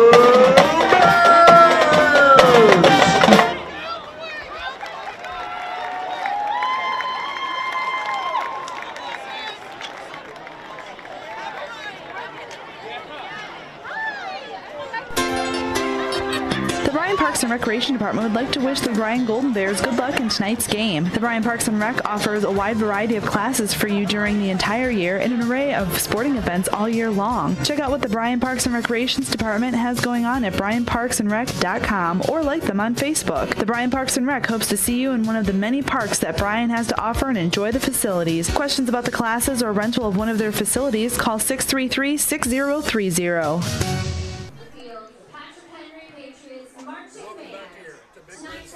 Patrick, welcome back here. Didn't even hit the button. I'm having my own brain problems tonight. 49-0 in a half that was completely dominated by Patrick Henry. Absolutely. And completely dominated on the line. Completely dominated on the line. Their defensive line, our quarterbacks are running for their lives. They are. Jake Arnold, 5 carries, 21 yards, and he had a run for about 6 yards going forward. And so the rest of those are sacks. Rhett McGill, 4 carries for minus 11. All of those are sacks. No, 3 of those are sacks. He had 1 positive gain on the play. Cade Carlin's had a nice game. 7 carries for 33 yards for Cade. But this has just been complete dominance by PH. Do we have the stats, partner? Yeah, we absolutely do have the stats. Want to thank Dakota Shaw up top doing the stats for us. Hopefully they've populated down there in the truck and we can get those on the screen. But the yardage is the story of this one. Total yards for the Bears, 10. Total yards for Patrick Henry, 368. Bryan has 6 pass yards, 4 rush yards. Patrick Henry, 132 pass yards, 236 rush yards. 16 first downs for the Patriots, 4 for the Bears, 2 turnovers for the Bears, both interceptions. Bears are penalized 3 times for 24 yards. Patrick Henry penalized 2 times for 15 yards. Looking at some individual performances. Jake Arnold 1 for 5 for 7 yards and interception. Rhett McGill 4 for 6 minus 1 yards and an interception. Cade Carlin 7 rushes for 31 yards. Jake Arnold 5 for minus 21, all sacks. Jacob Uran 1 reception for 12. Hunter Watson 1 for 7. Sam Gonzalez has returned 3 kickoffs for 12, an average of 12.3, and Jacob Uran's had 4 punts with a long of 44. That's the story for for the Bears. Tristan Rosebrook, meanwhile, though, 5 for 732 yards, 2 touchdown passes. Jaden Rutter 6 rushes, 93 yards and a touch. Mitch Prigge a 169-yard touchdown run. Cal Schrader 9 for 60 and 3 touchdowns. Reed Jackson 2 for 16. Grant Schwab has a reception, 43-yard touchdown reception. Rutter 1 reception for 40 yards. Reed Krieger 2 receptions for 28 yards. Grant Smith 1 for 21. And kickoff return of 63 yards for Cal Schrader. And a punt return of 21 for Grant Schwab. Those are kind of the big ones right there. And, you know, to just pour salt into a wound, 368 yards for Patrick Henry on 26 plays. Bryan, 13 yards on 30 plays. It has just been a complete domination by the Patriots. And, you know, again, we talk about no favors from the schedulers, getting to come to PH and then getting to go to Liberty Center next week, who's leading Swanton 51-0 at the half. Yeah. But we get to go to the friendly confines of Golden Bear Stadium and face Evergreen, who was 3-0 going into tonight. They're in a struggle, I believe, with Wasion. I believe it's 14-7 is what the last score I had from there. The show continues with Malaguena. Yeah, it's been rough today. No, Evergreen Wasion 7-7. I mean, I don't know where you go from here. It's tough because you're playing with, you know, 2 young quarterbacks. Rhett McGill came in about this time last year. Wasn't it game 4 he came in last year? I think he came in game 4. And, you know, started out against Delta was his first start. And so he's got, you know, 1 full season now under his belt. You got Jake Arnold, who's had 3.5 games under his belt. And they're not having time to even make a read. They don't even have time to think about what they want to do. Right. And you know, it's you want to be able to make a read and then look off and get a second read. But they're not having any time, and you know it's difficult. And one of the things they were talking about, Acavian Kreider, this is his first game. He's been out for the first 3 games with a broken bone in his hand, and they said he's trying to catch up with everybody on the team in tackles, and that's sure what it looks like. Absolutely. I mean, it's unbelievable. Let's take a look of the OHSAA AP poll. Let's look at some teams in our area. Fairview is number 9 in Division 6. Let's see. Columbia, let's see. In Division 5, Liberty Benton is 8. And Liberty Center is 1. In Division 4, we don't have anybody. In Division 3, nobody. So there's basically Liberty Center and Fairview, 2 of our first opponents. Yeah, and going into play, the number 1 in the state, Liberty Center Tigers, who the difference here, I don't think that – Bill will play any starters in the second half. No, I don't think so either. Liberty Center will keep some of their starters in the second half. I mean, that's just the way they play football there. Yep. That, if you don't want them to score, stop them. Yep. And so, it's a tough ask for this Golden Bear team. We got a little bit of time, 4 minutes, about 7 minutes before kickoff for the second half, and it is the special kickoff of the second half. It is the Bryan Ford kickoff. Yeah, and I think we have our contestant. If you could find that contestant, pop that screen up. We actually have a contestant typed it in there today. See if it pops up here on the screen. If not, I will tell you. I wrote her name down. I will tell you that it is Jackie DeWitt of Bryan is going to be our kickoff contestant. Jackie DeWitt of Bryan, there she is. And hopefully tonight she will be able to win $100 with a kickoff return. It'd be really nice to get our first points on the board with a kick return. For sure. Would be just a nice thing. And, that's been probably the most positive aspect of our game after that opening kick that Sam muffed. Yeah. We've had good returns. A couple called back with a hold, or one called back with a hold. But we've had some fairly decent returns. Well, partner, the one thing about the second half is we're going to have a running clock, and it's not like some games where, if it's 35-0 and Bryan would go down and score, the running clock kicks off because it's got to go below 30. Yep. Bryan's got to score 3 touchdowns to get off the running clock in the second half. Yeah, and I mean, it's just it's for player safety. You know what I mean? It's for sportsmanship. You don't want to run the score up, and it's the second time that we've been in a running clock this year against Fairview. I don't think we were in a running clock against Van Wert, but I could be wrong. I think we got there late. So there you have it. I mean, really not much else you can do. You're down 49-0. Quick score, a couple more quick scores. Maybe you make a game of it, but clock is your enemy right now. It's just going to be rolling. And it's just going to be rolling. Bryan's just coming back to the field to start their warm-ups for the second half. PH just came out as well. Why don't we take a break for our sponsors, and we'll be right back with second half action from Patrick Henry. You're on the Golden Bear Sports Network.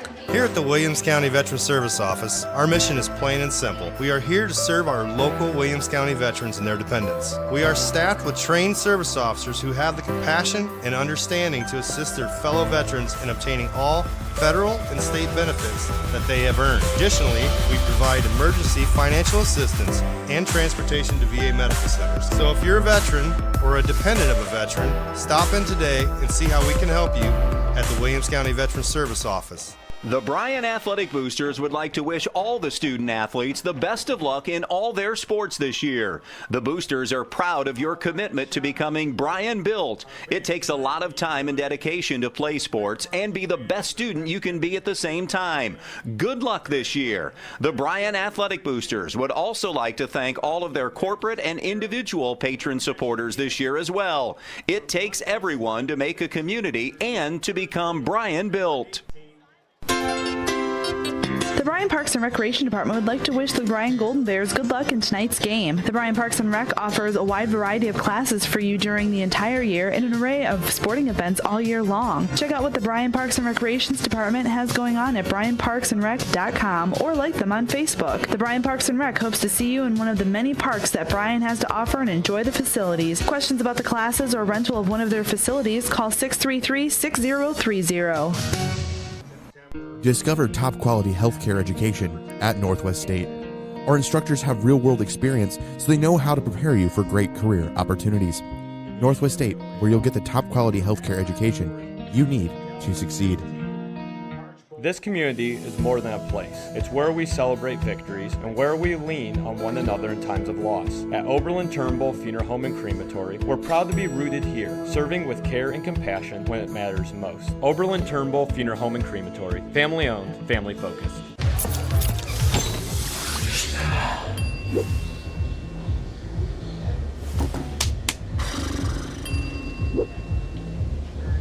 If you need to do something to feel okay to drive, you're not okay to drive.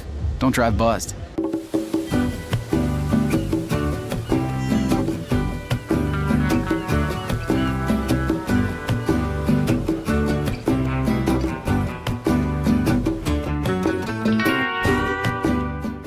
Life's daily battles are not meant to be fought alone. Cloud, you okay? Because checking in on a friend can create a safe space. Reach out to a friend about their mental health. Seize the awkward. It's totally worth it. 1 in 10 kids vape. Each vape pod can contain the same amount of nicotine as a pack of cigarettes. The health class film guy isn't the best person to talk to your kid about vaping. Got a few minutes? You are. Talk to your child about vaping today. Welcome back. Today's game is brought to you by the Bryan Athletic Boosters, Bryan Parks and Rec, Northwest State Community College, Oberlin-Turnbull Funeral Home and Crematory. Nice new commercials from Oberlin-Turnbull tonight. Those have been fun to make. We had to go back and look at some footage. Always good sports times. footage. Veteran Services of Williams County, Andres O'Neill and Lowe, Baldy's Furniture, Stark's Plumbing and Heating, and the Thiel Supply Center. With special thanks also to Bryan Ford Lincoln, the Carlin Company, Tri-State Vision Center, and Welling Construction for their support all seasons long here on the Golden Bear Sports Network. Bryan will receive the kick to start the second half. Mr. Alspaul, we're trying to see if he won the 50-50. I hope you did. 49-0 is the halftime score. Our scoreboard camera's still acting up. Be nice if it 49-10, but we'd take that. We would take that. So, alas, it is 49-0. The question is, if you just have to imagine that for PH you're going to see all second team in the second You would half. think. I don't know why you'd want to get anybody injured is what I'm thinking. If you're Coach Staten, do you leave your starters in for one drive to try to get them something positive going into next week? Or do you say, nope, we're going to save our guys as well? I think you let them go one drive. I saw in the scouting report they said whoever practices well, how you practice determines how you play. So maybe there's some guys that, practice really hard this week and get a chance to come in, but I don't know. I think you'd want to leave them in for one drive, but the amount of shots that the quarterbacks are taking. Well, now we only have two. Yeah. And the question's going to be, with the JV game coming up, are one of them going to have to set this entire half? No, I talked with Coach Arnold, and he said his understanding is they're working on somebody at the JV level to kind of step in because they want to keep this. They see the benefit of having the two. Well, and I can see the benefit. I know that fans aren't seeing much of the benefit tonight, but one of the things that they are able to do is the quarterback that's not in can be standing next to Coach Staten and listening to him as he's calling in plays and saying what he's seeing on the field and hear the chatter between coaches. Going to low squib kick. Going to be scooped by an up man at the 35. And I'm sorry, Jackie, no touchdown for you. Easton Kerr touches the ball for the first time since opening night. Upback returns the kickoff, gets it out to the 36. Let's see what we got coming out. I see a few starters coming out. Looks like Jake Arnold's going to be leading the offense here for this drive. But I see a bunch of numbers that aren't normally out there, partner. Corey Mink going out to one receiver position. We're going slot to the left. Going to be supposed to be a handoff up the middle. Instead, Jake's going to pick it up off the bad snap, pick up about 5 on the play. Making something out of nothing. So we'll be trying to get these numbers to you. Easton Kerr's out there. Connor Monroe's out there at one tackle.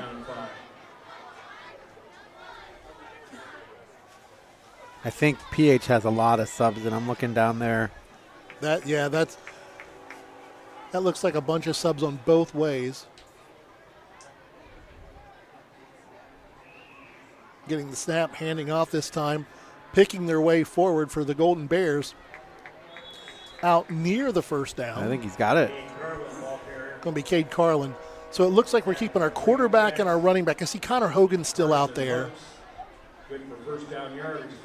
Connor Monroe's now on the line. I'm calling guys out that I see. Yeah, that's what I'm kind of doing too. It's harder to see the offensive line numbers.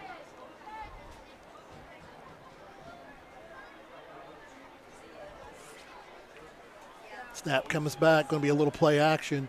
Jake looking deep, has a man, going to be caught. Good for a Bryan first down. And that went to 13, Anthony Weber. Weber. So Anthony's still out there. Kerr's still out there. I don't think that was Cade Carlin throwing that, though, was it? No, that was Jake. Okay, I didn't know if I missed a little throwback or something. No. So Longest really play from scrimmage. The only offensive player I see right now that's changed is Connor Monroe in at right tackle in place of Logan Carter.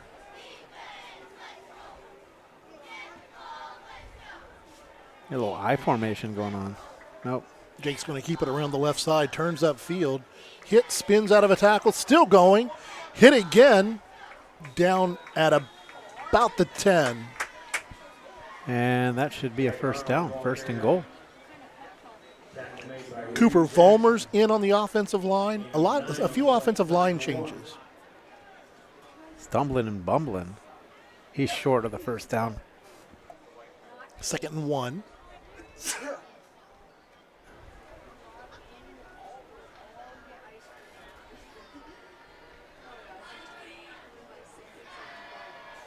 Remember, running clock here in this half.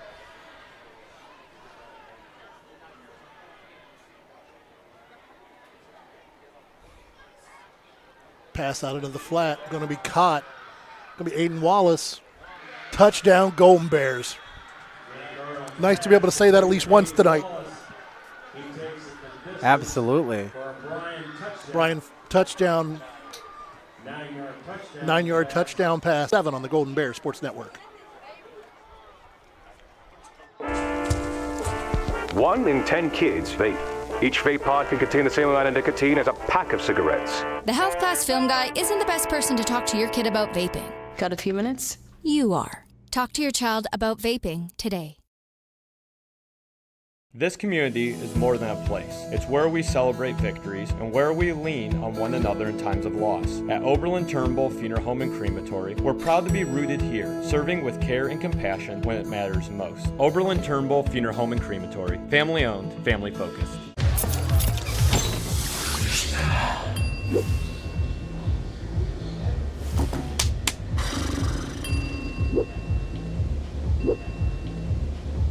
If you need to do something to feel okay to drive, you're not okay to drive.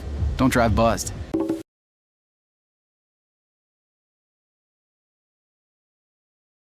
Pass. Maybe the last time we see the starters for this game, but at least they get to go out on something positive. Absolutely. 49-7. I wish it was 7-4. Loose tees it up at the 40. The run up and the boot. Big end over end kick. Back to the 5. Returner back to the 20. Finds a crease. 25, almost to the 30. Nice tackle that time by Griff Fowler.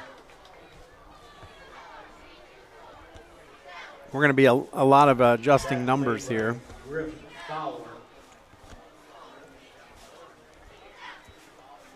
Ball's going to be out right at the 30, where PH will take over 1st and 10. Coming into quarterback, TJ Krager. TJ Krager in at quarterback for the Patriots. Jake Smith is in at one receiver.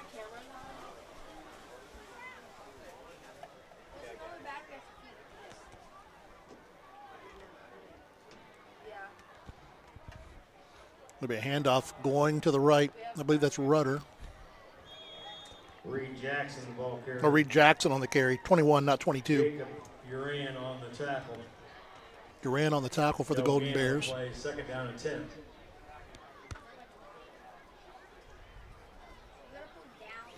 Second down, 10 to go. Running clock here. Nobody has got any hurry for PH.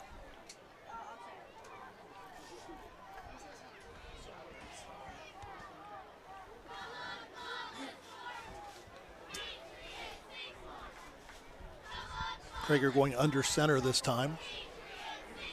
Power formation with a tight end in. Going to hand it the second back through. Going Going to push his way forward, turning his legs, going to get out near the 35. We'll mark him at the 33. We're going to be 3rd down and 7 for the Patriots. I feel like we've said the Krieger name a lot. Lincoln Krieger, great player here at Patrick Henry. See a couple more on the screen, or on the team. TJ as a freshman, Reed's a junior. They just keep coming, partner. They do. 3rd and 7 for PH. Krieger back in the shotgun. 1 back. Slot to the left. Bryan looks like they're bringing pressure, and they come. Picked up well by PH. Krieger's got time. Throws to the sideline. Going to be complete, but he steps out of bounds. But it is going to be enough to move the chains for a 1st down. TJ Krieger's pass. Nice job there by Smith to get it towards the sticks, go out where the sticks need to be, where you got to get and catch the ball right there on the sideline. And we saw a little bit of that in BG about how they were going sideline work and using the sideline as a blocker, basically. Be 1st down, 10, PH.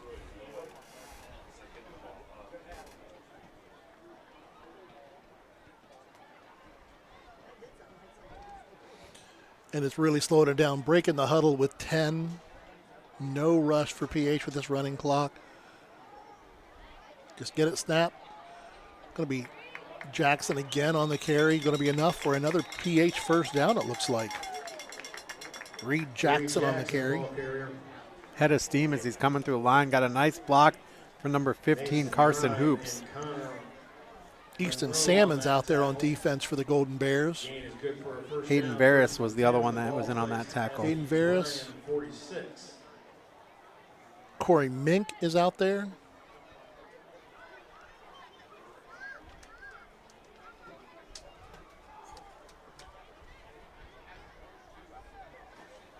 First and 10, PH. Slot to the right. Shotgun, Krieger's coming, blitz is coming. Wrapped up and brought down. Nice job there. That was 33, Corey Mink. Sacked by Corey Mink.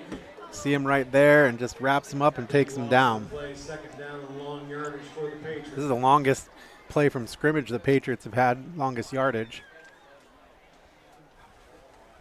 Isaiah Britt is out there as well for the Golden Bears on defense.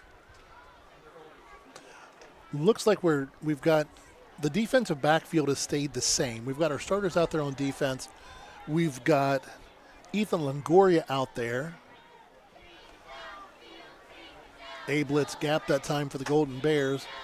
Jackson, the ball Jackson's going to get about 2. Mason Bryan in on that tackle. 3rd down.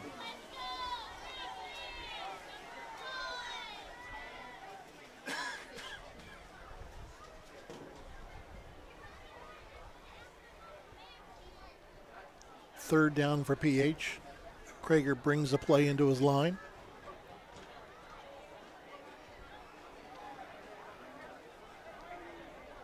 Little confusion on the Bryan defensive line, getting everybody lined up now. Krieger back to pass. Pressure comes down the sideline. Has a receiver just over his head out of bounds. I'm telling you what, I don't know who the 2 receivers were on the left side of the line. As they're coming back, I'll try to get some numbers, but they took off quickly after the ball was snapped. Almost looked like they went a little early, but they were fast down the line. Bring up something we haven't seen the entire game from PH, a punt. 4th down, yeah. Have we seen a 4th down from PH? No. I didn't think so.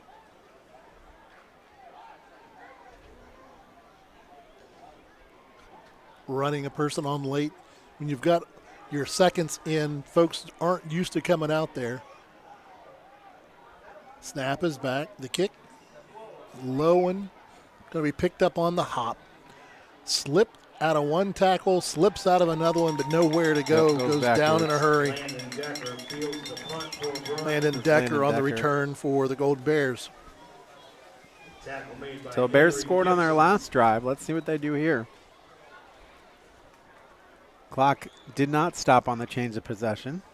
It's one of the things with a moving clock that only touchdowns. I thought it was supposed to stop on a change of possession, but I could be wrong.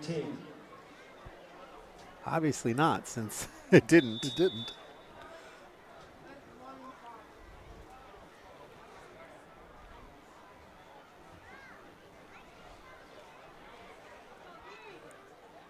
Golden Bears break the huddle, 13 on the play clock. About 10 seconds difference between the play clock and the game clock. Low snap.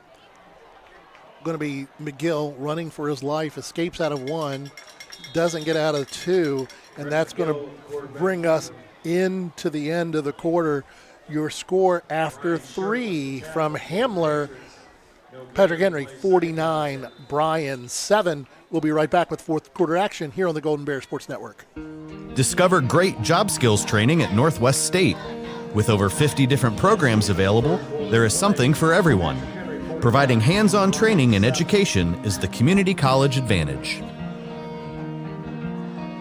Trust is built when we know someone has our back, on the field, in the stands, and in life. At Oberlin-Turnbull Funeral Home and Crematory, we're more than a service provider. We're neighbors and friends. For generations, families have trusted us to care for their loved ones with compassion and dignity.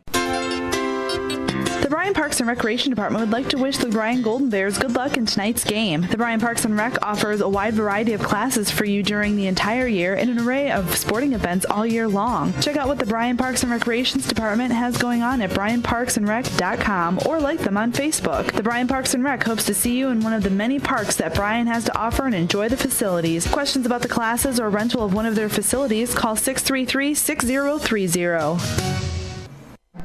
Welcome back here to Big Red Stadium. Today's game brought to you by the Bryan Athletic Boosters, Bryan Parks and Rec, Northwest State Community College, Oberlin-Turnbull Funeral Home and Crematory, Veteran Services of Williams County, Andres O'Neill and Lowe, Baldy's Furniture, Stark's Plumbing and Heating, and the Thiel Supply Center. Thanks also to Bryan Ford Lincoln, the Carlin Company, Tri-State Vision Center, and Welling Construction for their support all season long. Second down, 10 to go. Going to be pitched this way. Nice tackle on the play. Krager on the tackle. Carried by Griff Fowler. Fowler gets about 4.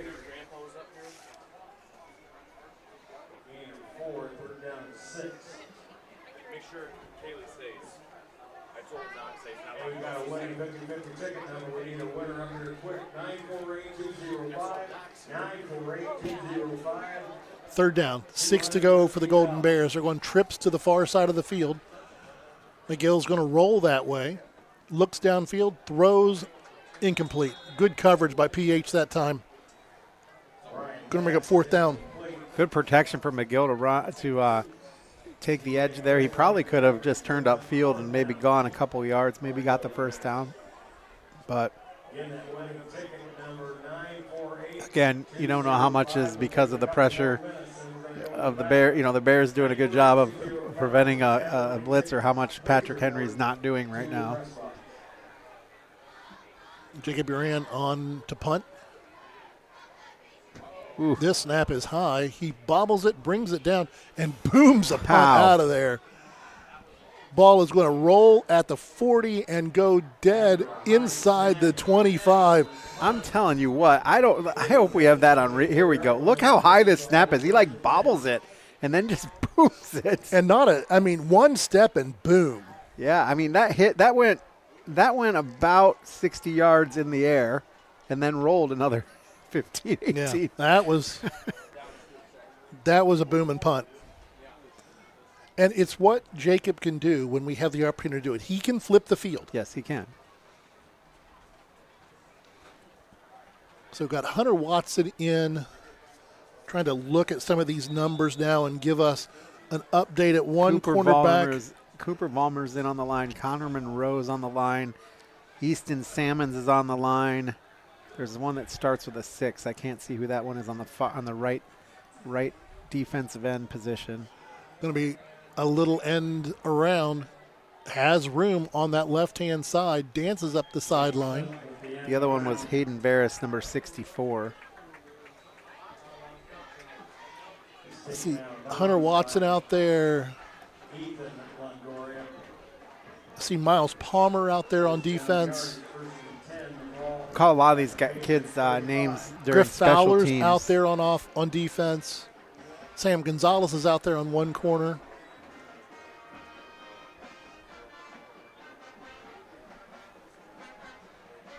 I think Turner Vidic might be. Yep, that's Turner Vidic out there at the other. We've got an overload to one side of the field. Bryan, now they're going to roll their coverage that way.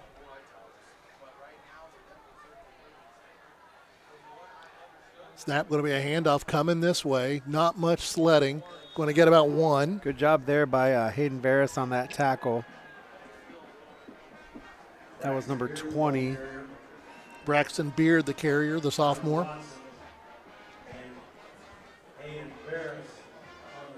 Just a pickup of one there. Nice job there by the defense. And we just ran Ethan Longoria out and ran Mario De Hoyos in. You know, they're in a 42-point deficit in the fourth quarter on a running clock against PH, but it's also a Friday night experience, partner. We've been talking about it. It is. And, you know, the excitement for these young kids who weren't sure if they'd ever see the field this season. A lot of freshmen out there getting to run to the ball, make hits in the lights, hear their name on the replay when they go home. Fowler with another stop for the Golden Bears. We're at 3rd down and 4 for the Patriots. Hey, we're going to go with that that backup ticket. Oh, no, the 50-50 wasn't claimed. They're going to the backup ticket. Hopefully Mr. Allspaw wins this one. 122 948 122 is now the winning 50-50 ticket number. If you have that ticket, please report to the press box. Went to a Pirates game, and it was not very well attended, and the 50-50 was still $6,000 or $7,000. Pressure coming up the middle. Krager stands in, throws high. Diving effort by Sam Gonzalez. Going to come up short. Incomplete. Bring up 4th down. That was one of the things that we used to laugh when we went to Red Wings games, and you could always tell when there was a Canadian team there, because there's a Canadian team there, the 50-50 was taking home 17, 18 grand. With an American team there, 50-50 you'd take home 6, 7. So, but still, Peterstad into punt. Bryan getting their punt unit on the field, their return unit on the field. You know, 2 things about coming to Patrick Henry. The French fries prior to the game and Mrs. Inselman's cookies at halftime. Yeah, and it is. If you have not been to a game here at Big Red Stadium, you need to come just for the French fries. The French fries are worth it. And, yeah, the cookies at halftime, goodness me, we get well fed.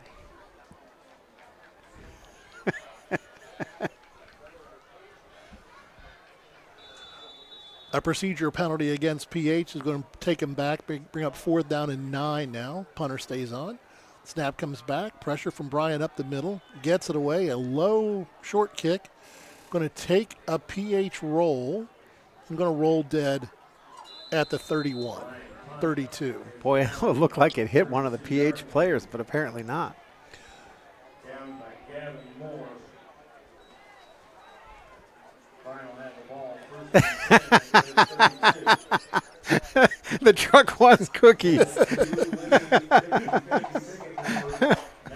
Sorry, my comms went out. They had to go old-fashioned. I'm not sure that cookies. I know nothing about no cookies. Yeah, I don't know what they're talking about. I didn't see. You know, if you watch the first game with Herb Street, and he had his dog on calling the last 2 minutes of the game, we're just having conversation with the booth, y'all. You got to come up with something. I'm telling you what, when she came up pregame and she brought up her cookies and she goes, we can start now. Cookies are here. Cookies are here. That's it, exactly. Snap come back, going to be Fowler going to the right. He's got some lead blockers. Well played, strung out nicely by PH. He had a little bit of a train to go.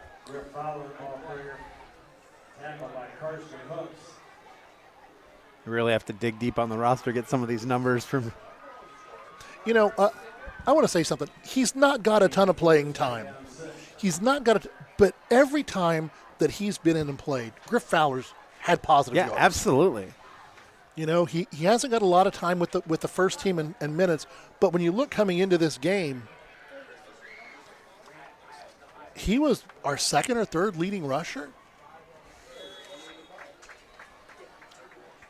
Trying to see if we could pull some. He had 8 carries for 40 yards coming into this one. See if we can pull some actual stats today and see where we've got. 3rd down, 4 to go. Clock rolling inside, 3 minutes to go in this one.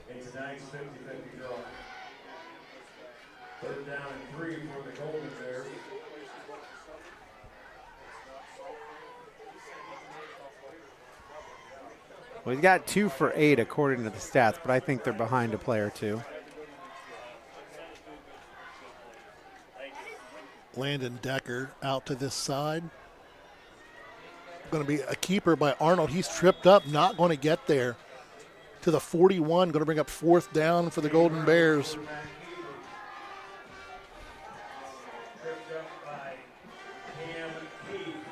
He's short, good 2 yards short.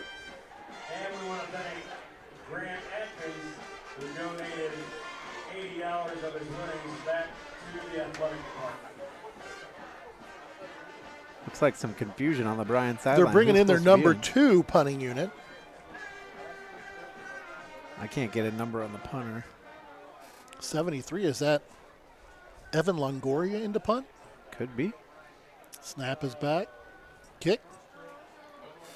Going to be called, fair catch called for.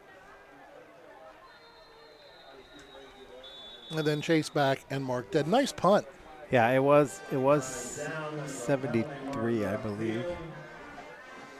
That is 5'9" freshman Evan Longoria.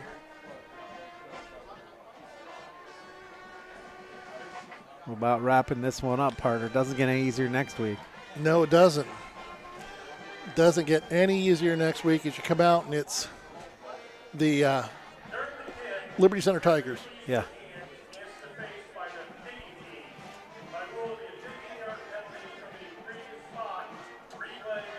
I didn't catch that. What was that? Hands to the face against Bryan. us. So that should probably be a re-kick.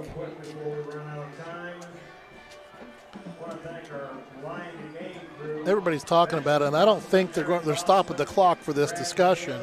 The offense and defense are still there, but according to what the explanation by the official is, it's supposed to be 15 yards from the original spot and a re-kick. I think it's just they're gonna let this roll out. I mean, they're still talking, and we're gonna hit under a minute here. I don't know if we can throw up that next 5 graphic for the GBSN next 5. Tell about what's going on coming up this week. Boys soccer on Thursday, Liberty Center at Bryan, and then we got at Liberty Center next week.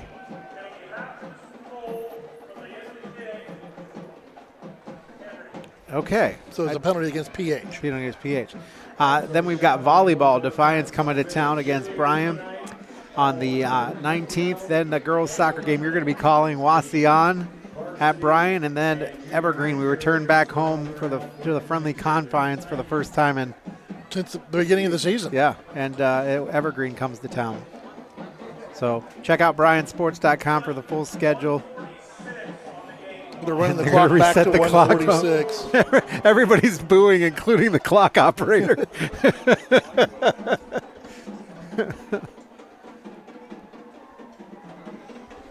1:46 on the clock as it gets marked ready for play. Still have a 51-0 score. Liberty Center Swanton. Wasion Evergreen 7-7 in the third.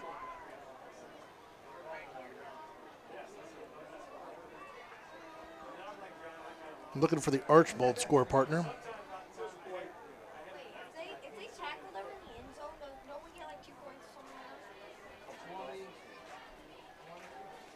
23-21 Delta over Archbold in the third. Wow. Braxton Beard was the carrier there on that one. That's a good game. Delta's good. Delta's Archbold's good. I mean, we showed the league graphic at the beginning at top, and I think any of those top 5 for sure teams can win the league. You do have the buzzsaw at Liberty Center, but I tell you what, when Liberty Center plays Patrick Henry, I will be updating Score Stream a lot during our game because that's going to be a good one. Patrick Henry students doing I believe we have one. That cheer could have been done. About the second quarter. Yeah. I believe that's going to be it. That'll do it on the last play, my guess is. Don't think they'll hurry one out there. And that's going to bring us to the end of this one. 49-7 is the final. All Patrick Henry in the first half, 49 points to go in at halftime. Bryan comes back, scores on the opening drive of the second half, puts together a nice drive, and that's going to wrap it up, though. 49-7, Patrick Henry wins this one.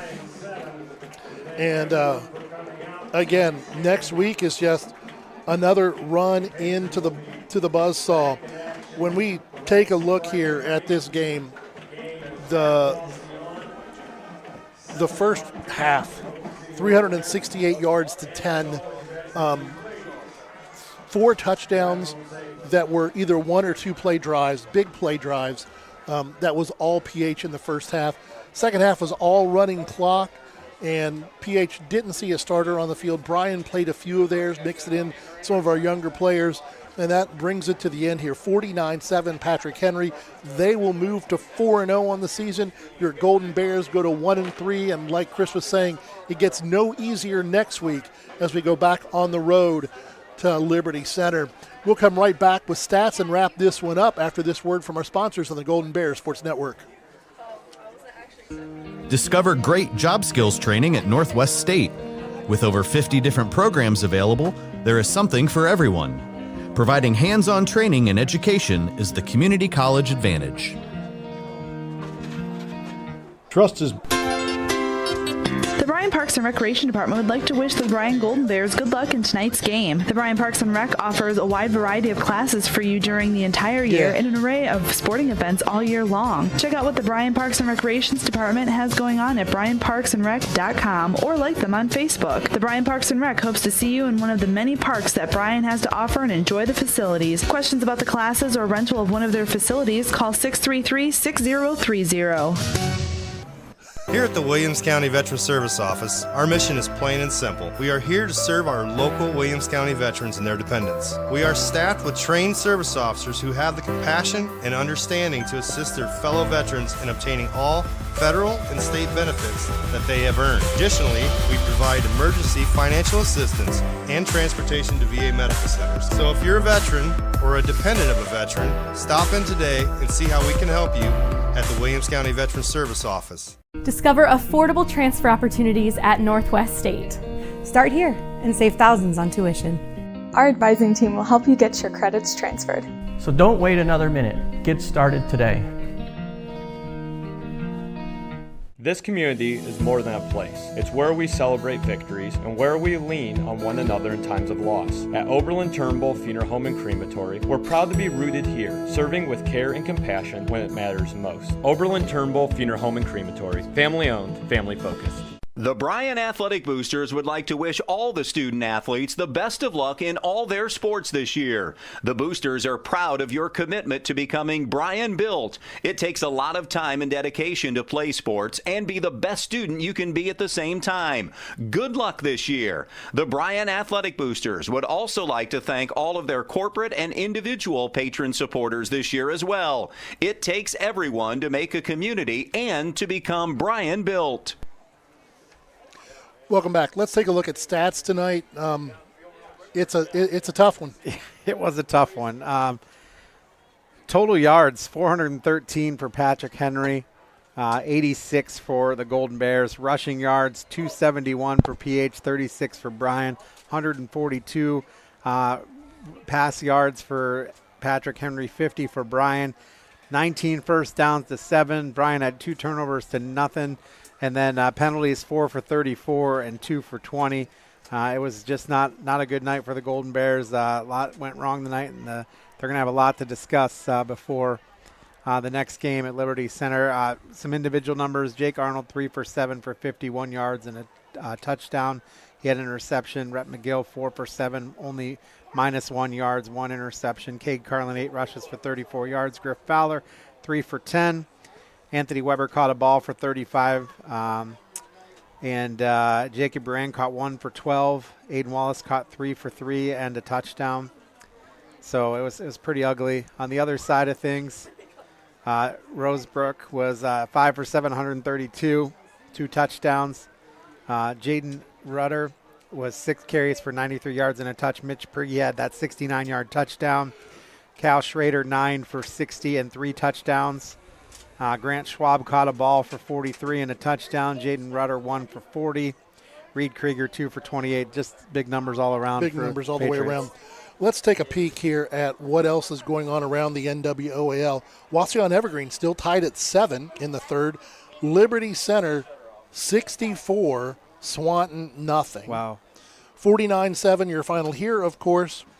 And Delta scores again, 30-21 over Archbald in the fourth.